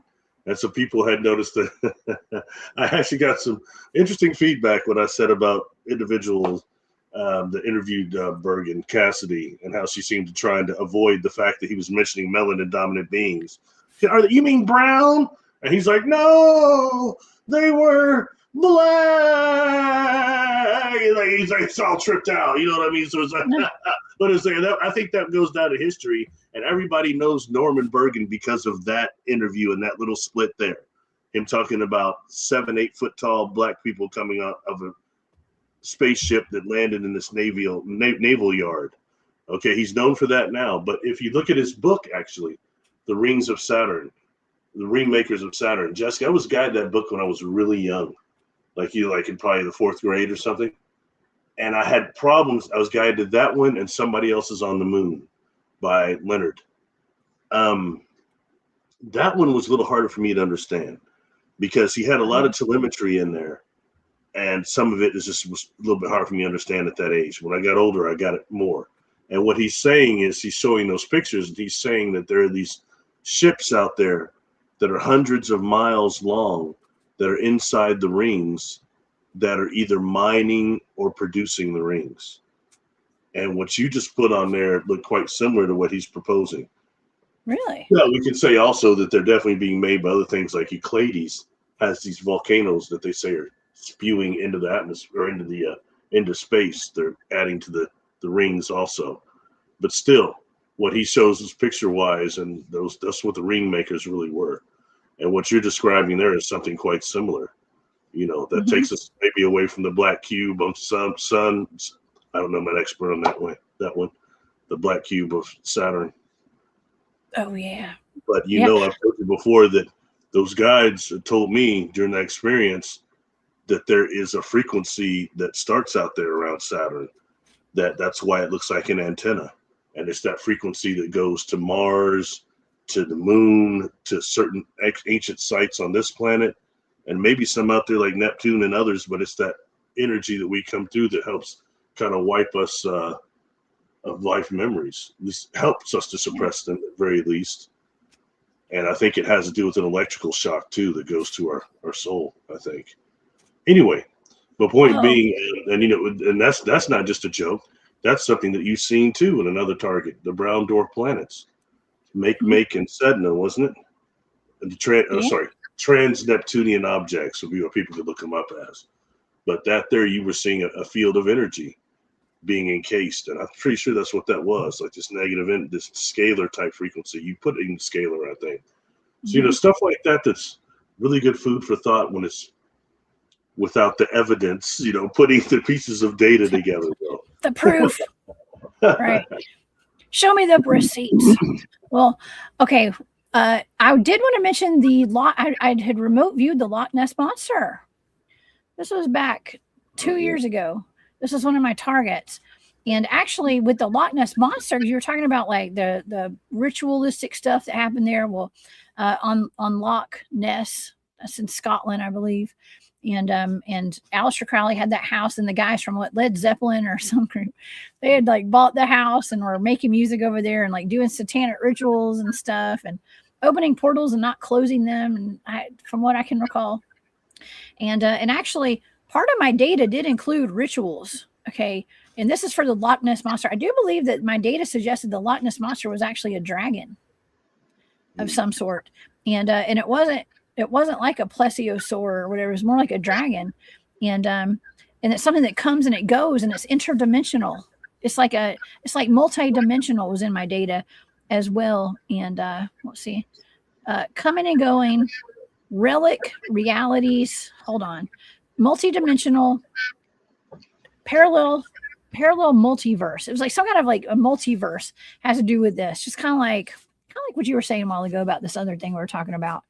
And there's actually a cube. I actually drew a cube underneath the water. I feel like there was some maybe almost like some kind of a portal down there underneath the water. I think there was a portal, something to do with multiverses, and a lot of ritualistic abuse. Okay, a lot of like, and when I say abuse, I mean like just a lot of rituals were going on there, and knowing there's some kind of portal down there that's like the bridge between parallel realities or something, and they were kind of they brought some creatures in, and that was one of them, I think, through this, okay, through their rituals. So, I mean, there's very old ancient magic, I'm sure, where people with secret knowledge. I'm not going to say it's all good knowledge, but some kind of secret knowledge where they know how to harness the power of like these sacred places to like conjure up things from other realities. I mean, from other parallel universes and stuff, right? And we've talked about like things like weaponized portals, but also those portals that are going to exist within the sea. They may be more numerous than those that are above surface. You know what I mean? It's really good food for thought on that. And how many of these beings just slip through those things naturally, and then maybe can't even. Well, sometimes it makes me wonder if it's not similar to, I don't know. Do you remember like there used to be stories of like raining fish sometimes and raining frogs and those phenomena like that? Like those fish and those frogs, they didn't last very long.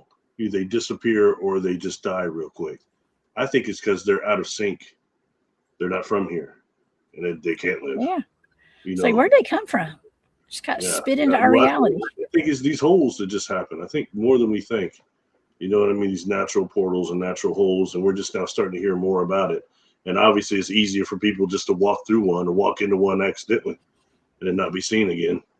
You know, like Tom Powell told me, Barry, if you ever see little wavy lines in the forest, don't walk into it. Get away from it. Wavy lines.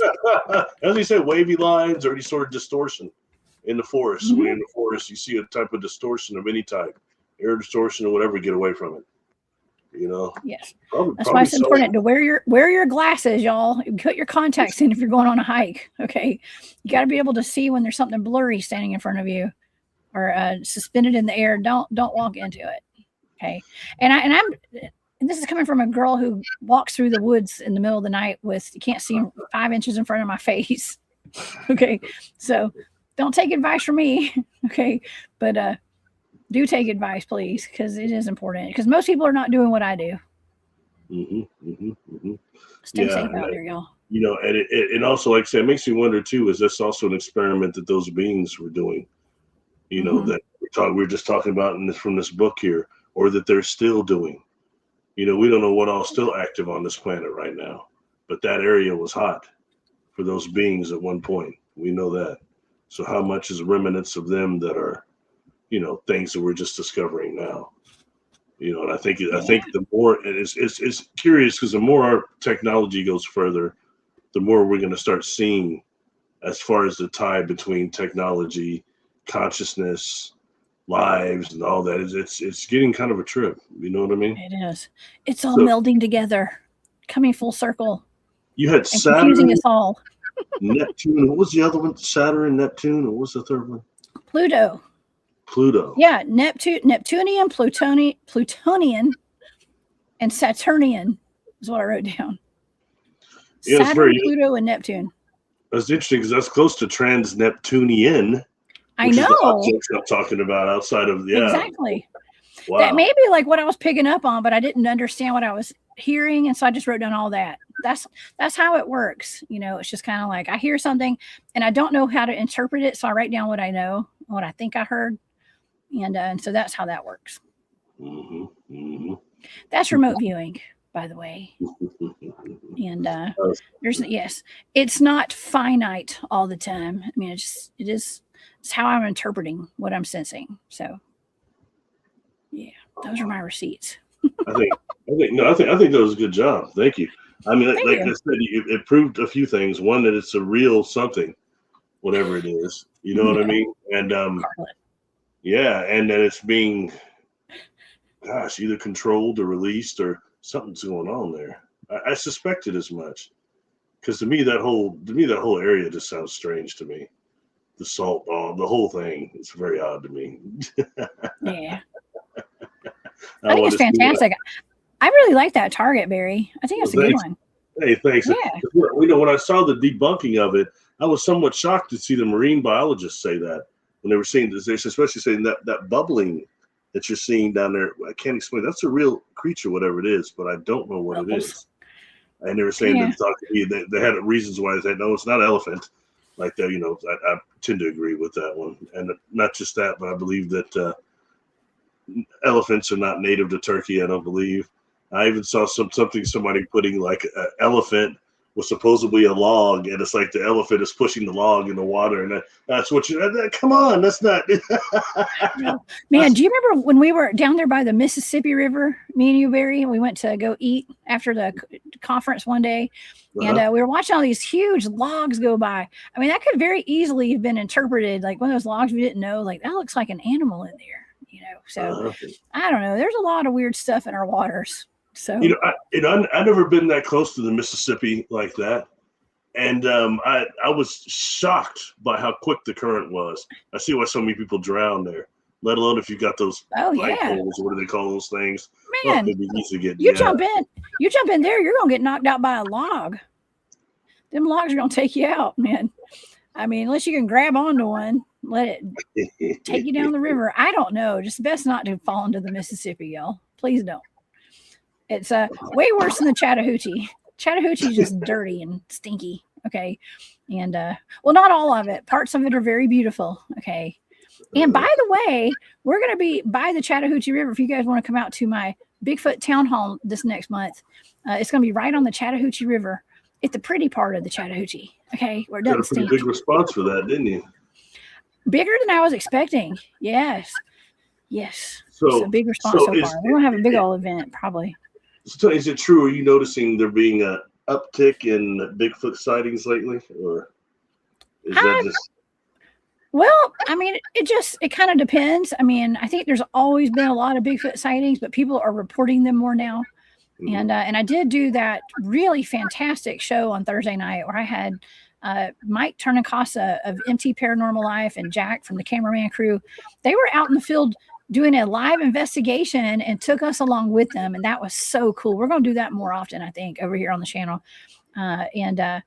Man, it inspired me to want to go ahead and just get my stuff together. And I might start doing some boots on the ground stuff. So that way I can go camping on the weekends and report from camp to you guys on Saturday nights and maybe even do interviews out there. That'd be so great. So I might actually start doing that because that was so good. But they're up there in Northeast Ohio where all those Bigfoots have been reported the past 2 weeks. And I think they're up to 10. There were 8 over the weekend. This still is a weekend, right? Mm-hmm. It was like 8. And then this morning I heard somebody saying 10, but it was like some random, content creator said that. So I don't know. There's a bunch in Portage County, and that's where Mike and Jack were on Thursday night live from the field. And they were hearing screams, knocks, all sorts of crazy stuff out there while they were live on air. It was a full out great investigation. And I couldn't have been more excited about it. Sounds like they might be getting too close to home base. Yeah, well, they're right in the middle of it. Yeah, they're right in the middle of it.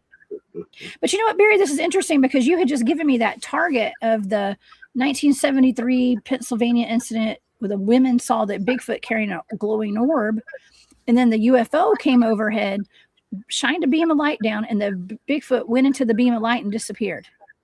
Okay, well, they're connecting these Bigfoot sightings to a large meteor that flew overhead in that same county on Tuesday. Okay, so they're kind of making a connection to maybe that meteor had something to do with the Bigfoot sightings that are going on out there. And there's also been some like dead bodies have shown up in a reservoir out there and stuff. Like just maybe that has nothing to do with anything. Maybe it has no connection. But Mike just said it's really odd.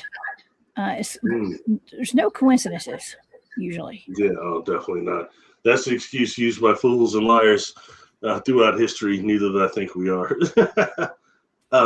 Wow. No, you know that that whole thing again takes us into, you know, what really is going on there. Like I mentioned before, is that a life form? Is that something from the Kordylewski clouds? What was that it was carrying? And as you had mentioned in the data, it was a volunteer deal. That almost implies a type of a friendship or something. And we start dealing with really the multidimensional aspects of reality and what we are. It takes us kind of in that direction, you know, and things are, I can't say enough, a lot of these are conscious events. And until we really start accepting that and getting more away from the nut and bolt, we're not going to get the answers we're looking for. Even me, you know, I was different for a while. I wanted there to be a difference between the physical experience and the astral, which there is, but I wouldn't give as much credit to the ones that like I even myself had where I couldn't touch things. You know what I mean? I didn't seem like, you might think you have a body, but you can't do the things that you would normally. You know what I mean? Yeah. And that's something that I noticed that from going through the death process. When I had my near-death experience, I thought I had a body. You know what I mean? But it was the fact that I was still partially in my own. You know what I mean? And sensing that and thinking, but not be able to sense the trauma. You know, it's but it was coming. Wow. So wrapping that up, just everything on that. So you think concerning the beast of the Lake Van? It's an animal. It's something. It's a beast. I literally wrote down beast, and it's something that's a cryptid of some sort. I think. I don't think it's just a regular animal, but it's something that is alive. It's definitely alive, but it could be. You know, I was just comparing that to the Loch Ness monster data that I got. Something almost like from a parallel reality that comes in and out, and it has something to do with ritualistic. I don't know. I dare say, like, I hate to say witchcraft and stuff, but like some kind of something like that. And I don't know if I didn't pick up on the ritualistic stuff on your target for today, but I do think that there is some kind of, I wrote trans-dimensional, I believe. So there is some kind of, let's see, trans-dimensional, and maybe something that has to do with off-planet, something maybe comes and goes from off-planet. Do you hear that odd beeping? I have some birds chirping outside my window.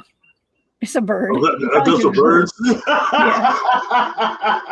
I have birds. I'm like Snow White over here. They sound like this. Yeah. Are you sure they're not like sentinels or something? It's a bird. Little cyborgs they got watching you there? It's right outside my window. Yeah. There's birds. It's still chirping. I thought it was an alarm for a minute. I was like, what is that? No, it's a bird. Anyway, I'm sorry. You were saying something about it's still going. I feed the birds in the yard. So like I have 6 bird feeders, I think. I mean, I don't know. There's a bunch of bird feeders. That bird seed is expensive. Okay. It's getting there. As much as my birds eat, and it's not just the birds, it's the squirrels too. The squirrels eat probably more than the birds eat. But anyways, we have a lot of birds. It's actually quite nice. I love the birds. So, yeah. I'm a bird fan too. I had a 26-year-old cockatiel once. Had him for years and years and years and years. Yeah. Oh, that's sweet. Did it talk? Yeah, he sure did. He sure did. Yeah. You know, I think that That's something else we're starting to see more of, what they used to call the bird tribes, and the returning of these different birds that appear to be more of a raptor type of a style, which is more like your birds of prey. Mm-hmm. I think maybe that's something we're going to start seeing more of and hearing more about as times keep going. It'll be interesting times, see what all evolves for us to become like this quote unquote type 1 civilization. Very interesting. Oh, before I get out of here, Oh yeah. Acknowledge Did I tell you, Barry, that I thought that I saw a pterosaur in my neighborhood the other morning when I was taking Ben to school. There was something huge that flew over our truck on the way. I mean, I was like literally a block away from where we live. And I looked up because I saw this huge bird. And a lot of times we have geese that will like fly over us and stuff. We live near some lakes and stuff. And I was like, man, that's bigger than a goose. And I looked, it was just one lone bird, and it was more gliding than it was like flapping its wings. The wing flap was very slow, like something slower than I was used to seeing. And I was looking at it, I was like, man, that's a big old bird. And then I realized it had like a tail with like a diamond shape on the end of the tail. And I was like, oh my God, that's a freaking pterosaur. But it looked like it had feathers on it though. So it didn't look like it had those bat wings, like the lizard type wings. It looked like a bird, but it had like a tail. It was huge. It might have been a thunderbird. I don't know what it was. It was gigantic. Well, if you go technically to the dinosaurs, they all had feathers, most of them. So they're not going to be the flying reptiles that we thought. It'd be more of these flying reptilian bird things. And it's interesting because when you told me that, I had when I was much younger, I saw a huge bird flying in my city one time. It was just huge, and it had a cube, a tail like that, like a diamond type of thing or triangle. Yeah. And I tripped out because a few years before that, there was a movie, one of those first dragon movies called The Dragon Slayer. It's one of the 1980 movies, but they really did a pretty good job of bringing that dragon to life. You know what I mean? Especially its size. So I always thought, like, I always wondered, but now knowing who and what we are as beings of perception, how often we see something like that, and it's just these things that blend in, come through the dimensions that we're just able to perceive. The world is not at all like we're told at all. So it's not. And I started thinking too, like my son and I are always seeing things that other people don't see. Like we see things that nobody sees. We hear things other people don't hear. And he and I experience things together like that. And I was wondering, it came down to it. Thank you. It came down to it. We're like, well, maybe it was just us that saw it and nobody else was seeing that. Just like we were at that battlefield, at that storytelling thing I took him on this like Halloween storytelling event at this Pickett's Mill battlefield out in Northwest Georgia. And we got there and we were leaving. We were hearing cannons firing that nobody else was hearing. Cannons on the battlefield. And so sometimes, and I talked about in the past about those orbs that were in our house.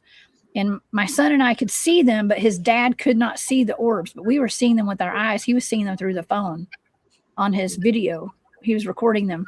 And so that shown me, and I do understand now that not everybody has the same experience as we do. So that's how this reality works. That's why so many people are labeled as crazy. Yeah. Well, not everybody can see. Yeah. And, something I always knew that was true was you got a crowd of 5, 10 people, and you've only got 1 or 2 people, or even just one person see that UFO right there. And they're telling everybody, "What is that?" And people are going, "What? Where?" And maybe one other person can see it, and all of a sudden it's gone and it's over. But just in that few seconds, less than a minute that happens, less than 30 seconds that happens, so much information can be transferred on the superconscious level, on the speed of it, and on the subconscious level too. And we're just unaware of it until it starts manifesting days later. You're having weird dreams about being on board a spaceship or something. And really it's something that had happened then, but we don't understand that part of temporal and contact. You know what I mean? Man, well, Jessica, I really appreciate you coming through today. And I know it's Sunday and I want to save you from your Sunday dinner. Everybody's ready to rub down, I'm sure. But thanks for doing this. And I really just wanted to address the thing with them. Sorry you went through that with Homeboy. It was nasty, but it's done, and probably get you some more recognition. More people will be checking out your work now and realize it's not quite what he was describing, you know. Yeah. I think that's how I've gotten a good bit of my audience is people talking crap about me. They come check me out. Well, you know, I was always hoping how it works, Barry. I hoped you would never go through that. You know, I went through that. Yeah. You know, when I first came forward, I was really only mainly addressing the Mullen and dominant community. And you get these gatekeepers that try to come first and befriend you first, and they try to discredit you and these other things. And then I ran into other nefarious people, you know, all out the various races in this whole community thing. And it's a shame that, you know, your audience excluded, but the people that you meet on these platforms, let's just be real. Jessica, you know, 90% of them are full of BS, man. And that may be a low estimate. It may be a low estimate. I have no comment. Definitely 85 for sure, but 90 might be a little low. Might be 90. I'm glad we're on your channel today, Barry. Yeah, no, well, I'm just being honest, man. That's something I'll say openly, and I've said it for a while. You know, I don't care what these people think about me. They can all line up and kiss my black ass. Just be honest. I'll bend over. I don't care. I've just had enough of that but right now it's getting serious because we're at a point in this planet where we really need to step forward and make this tapestry that's going to take us a step forward. We've got the risk of right now a whole new type of intelligence that's coming online that could be a real threat, not just in the movies. You know what I mean? And then we've got also the possibility of our extermination through our own weaponry. We're seeing it happening again. These are things that have to be changed. The outcome has to be changed. The morphogenic field of humanity, the morphogenetic field, whichever you want to call it, it's got to change. That's when, you know, when things start, you know, that's, you know, I think that's what really is going on with the more seeing of Sasquatch and then being seen more because the earth is in trouble. And if I watch some of those Bigfoot projects and some of the people say they've been getting mind speak from, that's coming through a lot more. They're saying, man, the earth is in trouble and we got to come together. We got to save it. We got to do something. Yeah. You know, so that means that they know it's at a point of critical. Yes, and the things that we are doing are non-conventional as well, and there comes a point to where we've kind of are stepping over.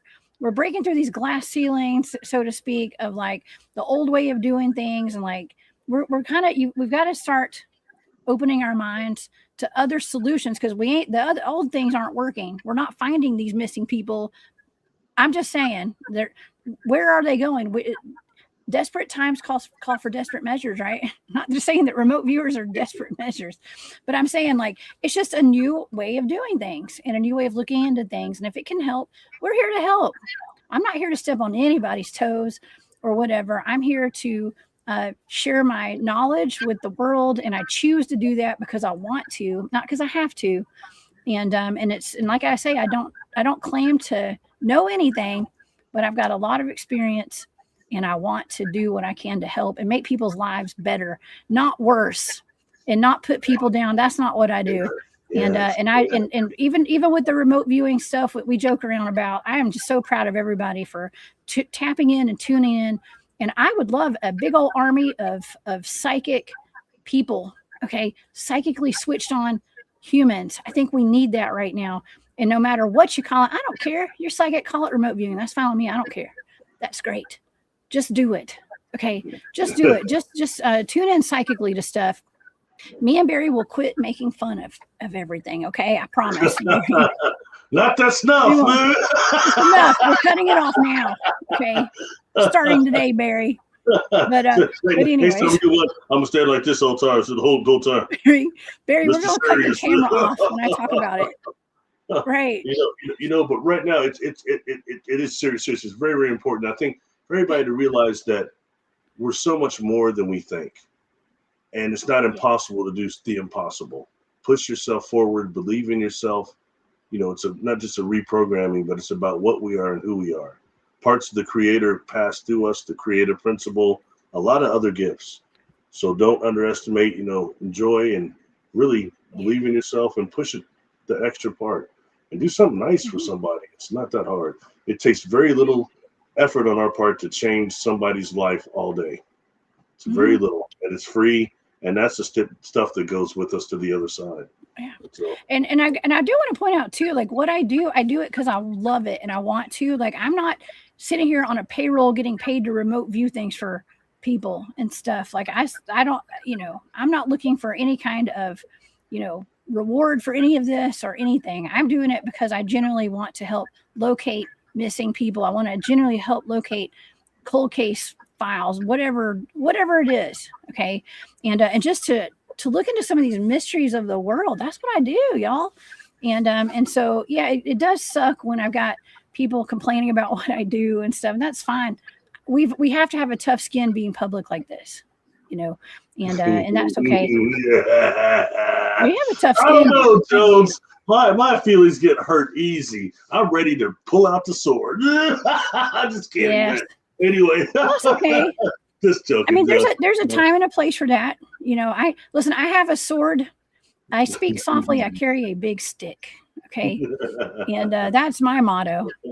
And I'll whoop some butt, y'all. Don't worry about me. I will say this though, okay? I am a country girl. I'm gonna get in trouble for this, but Okay. I swear to you, if I had $1 for every Chuck Norris memory poster I see right now, I'd be a millionaire. Talk about somebody that's affected the world. My Lord, man. I thought it was a big deal when Luke Spencer from General Hospital died. This stuff is like, man, I mean, have you not noticed it? You're not just getting flooded with Chuck Norris stuff? Did he passed? See, I've been gone all weekend. He passed away, I guess. Friday. He passed Friday. Yeah.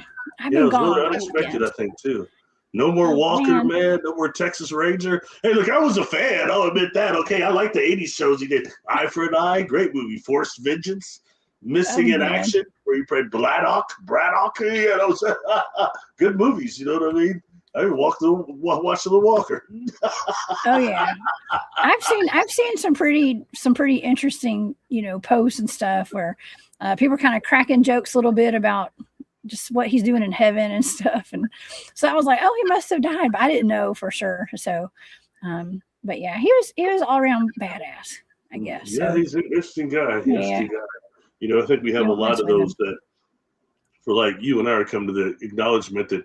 I realized anybody that was around and was cool, like back in the 80s, is old as F now. And it's like a lot of them are checking out. You know what I mean? It's interesting, but this is the evolution of life. You know what I mean? We're getting old, Barry. Yeah, speak for yourself. I'm going to stay young forever. Just like McLeod, Immortals. No, I'm just kidding. But no, we're eating off that shrub. Where's that shrub? Oh yes, the tree of life, definitely. Yeah. No, I'm just kidding. I don't know. Rambling about that. I don't know I was going on about it, but it's cool for I think anybody wants to look that stuff up and kind of just compare some of it with the data that you had, and it's just for people's information and to check out and just expand awareness. Something I didn't really do much with the chat. I'm sorry, everybody. I thank you all for being here. I'm not used to even having to monitor it. This is like a total switch. I can see how you would have more problem with that now, how tricky it is. There is choreography involved in these live shows, Barry, for sure. By the way, somebody put on that they watched all my SETI videos. I put that up there. Thank you for that. Thank you for the time to watch them. I'm going to tell you, do try to go there. I swear to you, every time I was there, I'm not a young cat, but man, stuff was happening there that just blew me away. You saw that holographic mountain video. I don't care how much I talk about the holographic principle and quote scientific stuff. Man, seeing that pushed me to the end of the perception. Big time. So anybody gets a chance to go out there and check out that property, check out the spirituality of it as far as it's a power spot. Interesting place, and not to mention, I wouldn't be down with Sasquatch like now if I am. I think I got tagged out there. So anyway, but Jessica, thank you for coming on board. I really appreciate it for the information and everything and doing that so quick, spontaneous as you did after having such a long weekend. So thank you. I did. And thank You're welcome, Barry. And thank everybody being here in chat. Hey, Jessica, we'll give your information real quick. Those that actually don't know who you are, there's not many. My name's Jessica, and I love Bigfoot. I'm just kidding. I'm not kidding. What's up? Shout out to Fred in Alaska. I just saw Fred in here. What's up? Y'all go over to Subarctic Alaska Sasquatch too. And I got some of my Bigfoot friends in here today. But thank y'all for being here so much. And yeah, y'all come over to my, I can't get my hat's like all crooked. I keep looking at myself in the camera. Y'all come over to my YouTube channel and see me this week. I will have live shows Monday, Wednesday, Thursday, and Saturday. And I have MK Davis scheduled to come on Wednesday. He is coming on. We had to reschedule from last Thursday. He'll be here Wednesday at 1 p.m. Eastern, 12 Central. And we've got Nick Sylvester coming on Thursday night. So y'all come. We're changing it up and bringing him on a night show. And yeah, it's going to be a great week of shows. So y'all come over and see me. I am known as the Cryptid Huntress in some parts of the world. And I did get to speak at the Georgia Bigfoot Conference this weekend. That was awesome. Thank you to everybody who came out to that. And I do have a Bigfoot town hall coming up on April the 25th over in Whitesburg, Georgia, in West Georgia. And I think tickets are for like 18 and up because all the kids are getting in free. It's like $10 or something. And we're going to have vendors. We're going to have a bunch of speakers, cryptid field researchers. I really just want to hear from everybody in the community with what they've experienced. That's really why I wanted to do this. Not for y'all to hear from all of us. I want to hear from y'all. Okay. So please come out and you can remain anonymous if you want. You don't got to tell us your name and stuff if you don't want. But I just want to get to know the community.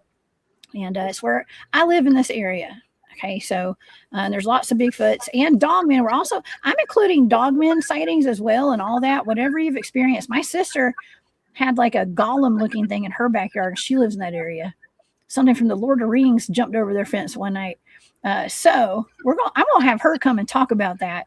I'm going to make her. Okay. Oh, cool. And if she doesn't do it, I'll do it. But anyways, it's going to be a great time and it's a family fun event. I mean, I don't know. I thought it was going to be a small event, but it looks like it's out of control. It's going to be kind of big. So y'all come see us. And thank you for having me, Barry. It's always fun hanging out with you. It's been a pleasure. I got a quick question there. I thought it was interesting. Okay. I couldn't answer it, so I thought. I have audio. Yes, I did. I did a show on that. I want to say that Jane and Carol of Midwest Night Watchers, happy birthday to Jane, by the way. It's Jane's birthday yesterday. So happy birthday, Jane. We did a look up in my remote viewing playlist on my channel. It says Alabama Dragon. That's my Alabama Dragon. And yes, it has been remote viewed. I don't remember the exact data, but it's there. It's I do believe I think that's a real dragon, Barry. I wouldn't doubt it. I mean, it takes a whole petrified technology thing, which I think is really interesting. And I think there's a great deal of reality to it. And especially when maybe you're dealing with some life forms that are silicon based. Who knows? You know what I mean? Mm-hmm. Barry, I have a question for you before we go. Sure. What's up? This might open a can of worms or a can of whoop ass. I don't know. Steve Austin goes up. Steve Austin. What is your opinion? And it can be a short answer, but what is your opinion on the Patterson-Gimlin film being hoaxed? What do you think? Oh man, I'm glad you brought that up. I was going to ask you that. I forgot to mention that. I haven't seen the video of this movie. Have you seen it? No. Okay. Well, here's the problem I got with it. Okay, is that we have only been through this 1,000 times, and I was watching some guy say, "Oh, it's definite now because Patterson's son and the wife has admitted it now." And I wonder what MK will have to say about that. He knows her well, and has she ever said really that it's a fake and all that? Okay. Secondly, they still haven't explained the body proportions. And that goes a little bit beyond Thinker Thucker, but I just saw somebody toasted him saying his graphs suck. They look like little kids' graphs. They're just tearing them apart, man. Everybody's getting torn apart. Everybody's getting torn apart right now. Yeah, I mean, dude just went off and off. And then his stupid voice. I mean, I watched this guy to turn it off. It was a buzzkill. A kill. Anyway, a doubter. It was a doubter. But the other thing would be, okay, the body proportions have not been explained. The double knee pronunciation, that is that. Oh God, what's that called? The way that walking is so hard for a person to do. Okay, that's another thing that's not been explained either. I mean, there's just a ton of things. Or let's go into the more ones about the mouth and the things when they really start getting down. Those just a What few about things. the boogers in her nose in that picture? Remember the boogers always show? There's boogers. Yeah, this coming out MK of thing, nose. or he found the braid too, Mouth. didn't he? Yeah, I mean that's a good suit, and like that suit that guy produced. What was his name? Hieronymus or whatever. Hieronymus. I mean that was a joke. That outfit looked like a joke. I mean, even in today's standards, back then even, it didn't look real at all. His gait was off. His body proportions are off. That can't just all be dismissed. There's a small amount of science there that shows that thing is most likely real. And even if it's not, what's that song? There's something going on. What's going on? There's something going on. That's the 80s song. Weird, right? I know there's something going on. Yeah. But that's kind of where we're at right now. And like what I experienced, look, it's easy. I can be a slight judge of it. And look, I'm the concrete guy, concrete jungle guy. I'm a city cat kind of from the Midwest. I don't do s'mores. I don't really like camping, none of that. And I went out to a city, started having experiences out there, even before I got there. In terms of whatever those beings are, I knew I was coming before I got there. So to just discredit at no point, Jessica, did the reality of Bigfoot strictly rely on the Patterson film. We've got DNA and all sorts of stuff now to take it further. So that's my opinion on it. But I personally think it was real. So I guess if that's the case, I guess I'm a sucker. I'm getting suckered. Well, okay.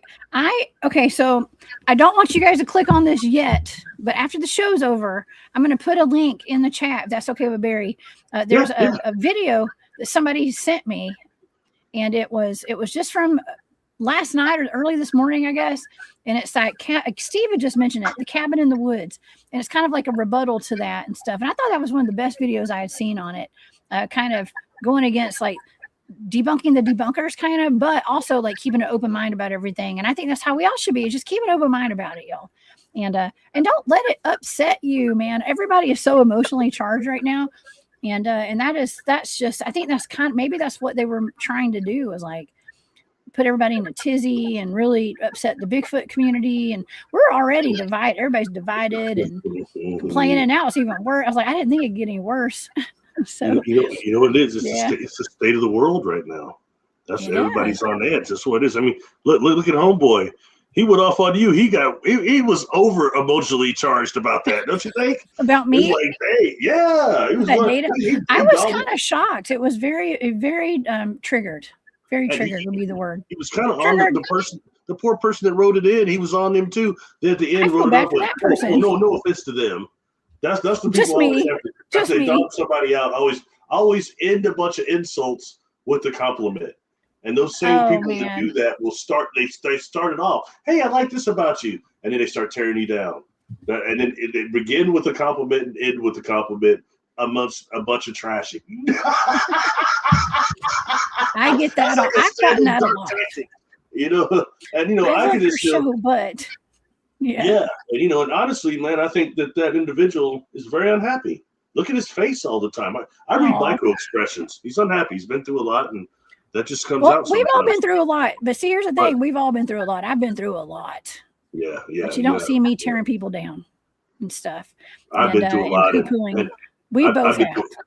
I've been through a lot. But I do. No, I'm just kidding. I try not to. I try not to. Well, I just tell people, sometimes, man, it's like, man, enough is enough. You know what I mean? Like little fake individuals running conferences, thinking that people should look up to them. No. Well, I'm just saying, man. It's whack out there. But no, I think. But the point is, there are a lot of good people out there. Your audience is good.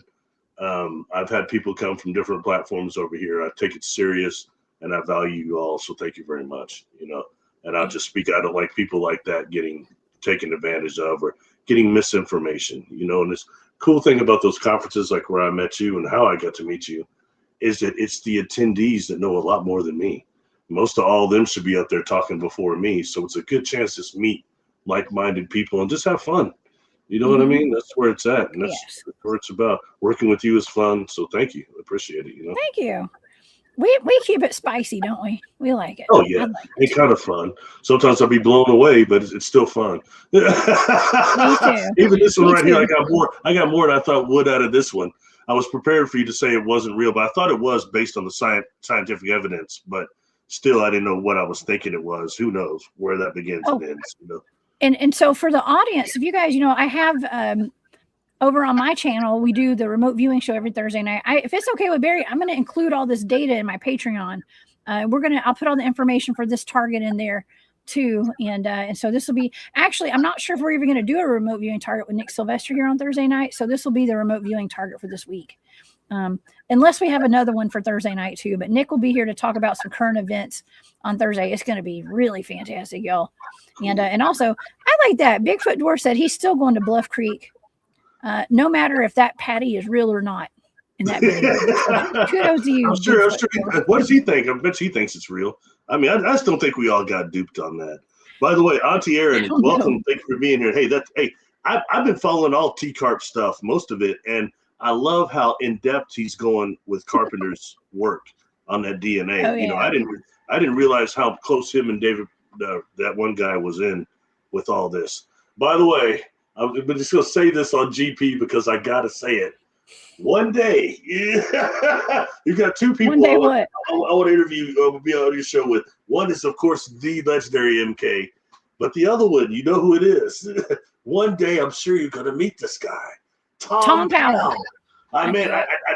He called me that one day. I've never talked to him again. I fried that. Wherever that was, it was a Galaxy like 10 or whatever it was back then. I fried that phone and I lost his number and I've never heard from him again. Fried your phone. But I tell you, I think that will be the most awesome show.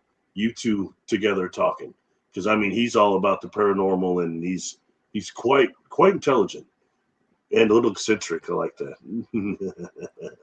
Anyway, I'm over fantasizing about future shows and stuff. Anyway, yeah. Well, and I have to be careful about bringing MK on too and talking about Patty, because the last time I did that, I never told the audience this, but my video got taken down because of a copyright violation or something. Somebody that did not like MK at all got very upset about one of the pictures I showed, and they just deleted the whole thing off of YouTube. So we're gonna take some precautions this time, and not that I even knew I had to last time like that bad. But it is such a triggering topic that there are people who will come in, and if anything is slightly off, they will, go after you and your channel because of that, and because it's just there's literal hatred for certain people that are trying to expose the truth and stuff, and so we might need to make sure all the moderators are here. Y'all please come. Please, moderators, y'all come over. If you're a moderator, y'all come on over. I actually added some new moderators to the channel last night. Oh, right on. Just in case. And Barry, it's actually a good idea. Maybe we need to get some more moderators here on your channel too one day. Yeah, I need to do that. That'd be a good idea. I never thought this would go this far. By the way, this show, I call it Chrysalis because my whole life on YouTube kind of shows my healing. Because if you see the first videos I did, believe me, my black ass, I did not want to be on YouTube by any stretch. I didn't want to do any of this. I got kind of pushed into making the first videos I did.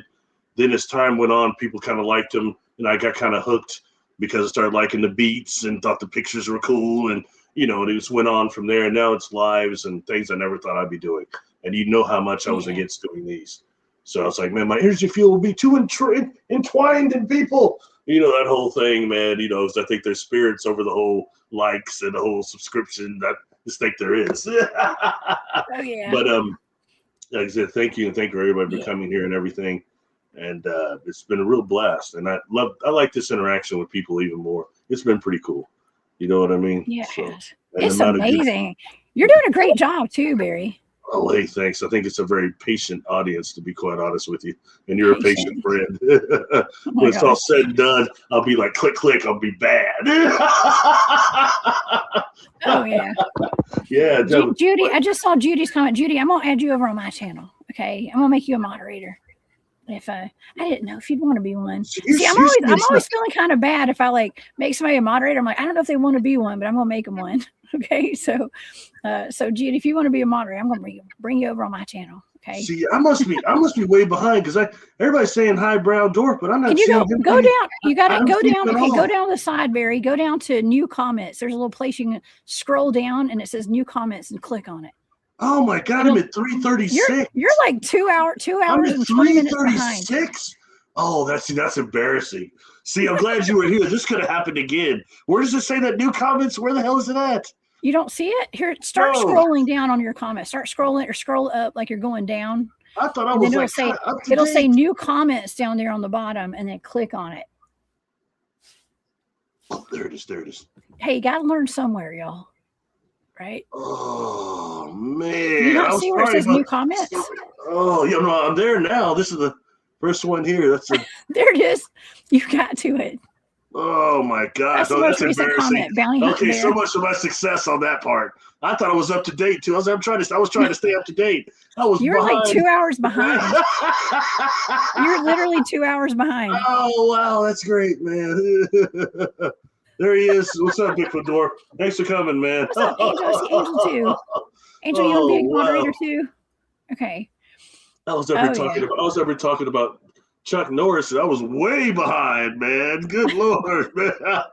Okay, I just learned something from this. I'm glad you were here. That means that tells me that's been happening nearly every time. But I've done better before. I'm kind of up to the date, like maybe 15 minutes behind before I stop.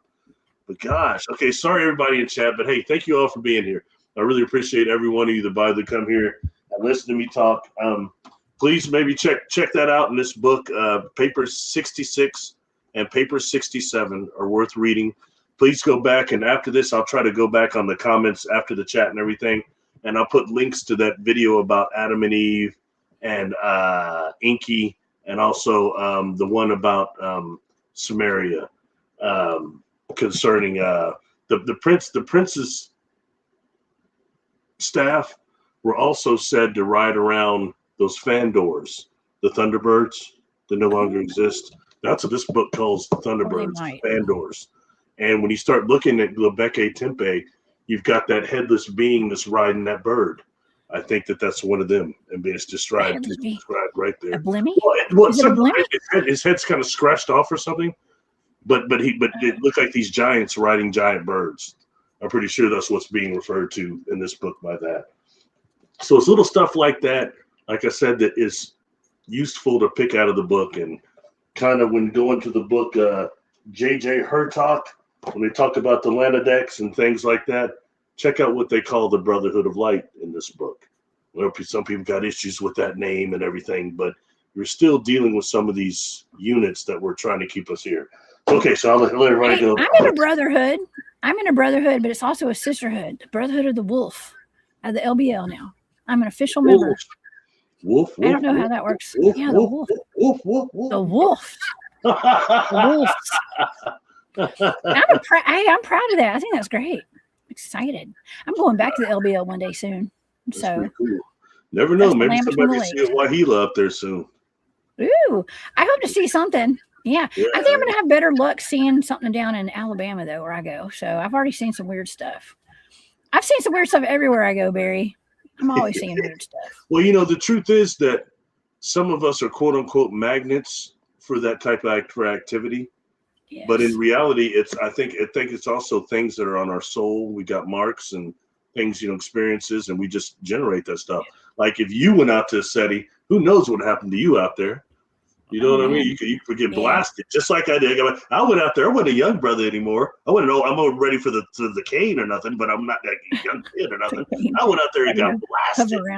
The first night, blasted. Man, I've been zapped and stuff.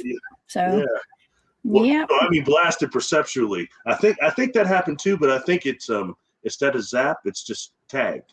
I think they can tag you in a way that doesn't generate you hurt, but.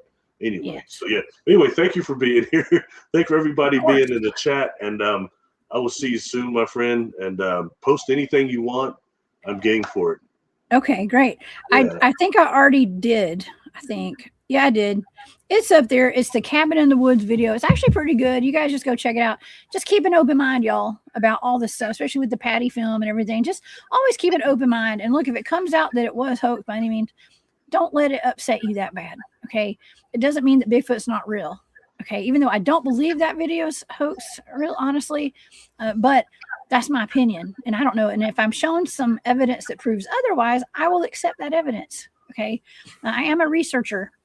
And I just want to know the truth, but I also honestly like it will be a huge disappointment. But listen, right now my life is just, I got a lot of disappointing events in my life lately. Okay. And it's not going to change how I live, and it's not going to change me going out and looking for Bigfoot and interacting with them and searching for Dogman and having those interactions as well and all that. Don't let it trigger you. Okay. It's triggering everybody right now. You're just going through growing pains. You're getting more and more well known. I've told you this was going to happen a long time ago. This is a couple of years ago. It's like, what's that show with the Seavers, right, or whatever, the growing pains. Yeah, you didn't watch that, did you? You didn't watch no Kirk Cameron on growing pains, man? Dang. Yeah. Did you maybe even watch Different Strokes? Or are you too young? You're talking about the TV show Growing Pains? Yeah. Yeah, I watched that with Kirk Cameron. Yeah, you're going through growing pains. That. That's what I'm saying. The stuff that's happening like that, whether it's missing 411, going off, whatever, they're just growing pains. That's all. You know what I mean? And you're just getting started. Hey, I was excited. I was not upset when I heard the cryptid huntress on David Paulides' video. I was like, oh dang, that sucks. But hey, he said my name. Did he say my name? I was like, oh, that's cool. Well, I've been talked about worse on air before, so it's okay. I would tell you what, I felt the same way when I was watching State of Mind with Maurice Bernard, aka Sonny Corinthos from General Hospital, and I put on there, I said, hey, he was doing a live. I said, hey, this is a great live chat. And he looked on there, that's damn right, Barry Littleton. That's right, Barry Littleton. It's a great live chat. I was like, whoa. It was like Sonny Corinthos was right here. Barry Littleton. He said my name. Yeah, I felt like a little kid for a minute, man. I was like, damn, man, that was heavy. We all win. Okay. Then I made a mention, say, hey, it's interesting how a lot of your guests die afterwards. Just you get to know them as people. And he's like, I don't think it's because they've been on my show. I said, no, I'm not saying that. Just saying that you got them to be known as people, and then they didn't last long after that, so I think it's a good chance for him to be known. You know, it's interesting, that's all. But I'm an advocate of his because he does so much for mental health. I think it's cool. Anyway, I'm sorry. Like I said, listen, I am totally cool with whatever happens. Listen, it's just like you said, growing pains, you want to call it that. But I was just excited to hear. I thought it was funny that he said my name, and then I was like, well, it sucks because I was such a big fan for a long time and really promoted all his work. And it's just a disappointment. That's all. I was disappointing what he said. It's very disappointing, and I would never do that to somebody else. You know, because I respect his work a lot, like you do. He does great work. I mention him all the time. I was just kind of like, man, that was me too. Really harsh. I'm not just going to say I won't still mention his work, but it's just going to be with a womp womp womp at the end. I need to get one of those little sound boxes like Bigfoot Dwarf has, where it has like the sound effects, you know. And I need to hit a button whenever that. Oh, yeah, one of those. I need the one that does like when they tell a joke. I need that extra little. The gong. We need a gong sound. Yeah. I was watching the Rodney Dangerfield deal, and every time he said a jerk, every time he said a joke. Thought it was great. I was a fan of Dangerfield. Still watch. Was it where he did the triple ending? One of my favorite movies of all time. Back to School. People say I have no sense of humor. I thought that movie was funny. Hey, I get no respect. Okay. That's what I feel like right now. I get no respect. No respect. I told one of his jokes I got in trouble in place. So I said, hey, I'm just browsing. The woman said, hey, you don't look like the browsing types. Anyway, well, thank you again for being here, my friend. This was fun as always. Thank you for everybody in chat. Sorry for being behind, but appreciate y'all being here. A lot of good information, and you're all appreciated. I hope everybody has a good Sunday night too, and eat well and do a little meditation. Yeah. Thanks for having me.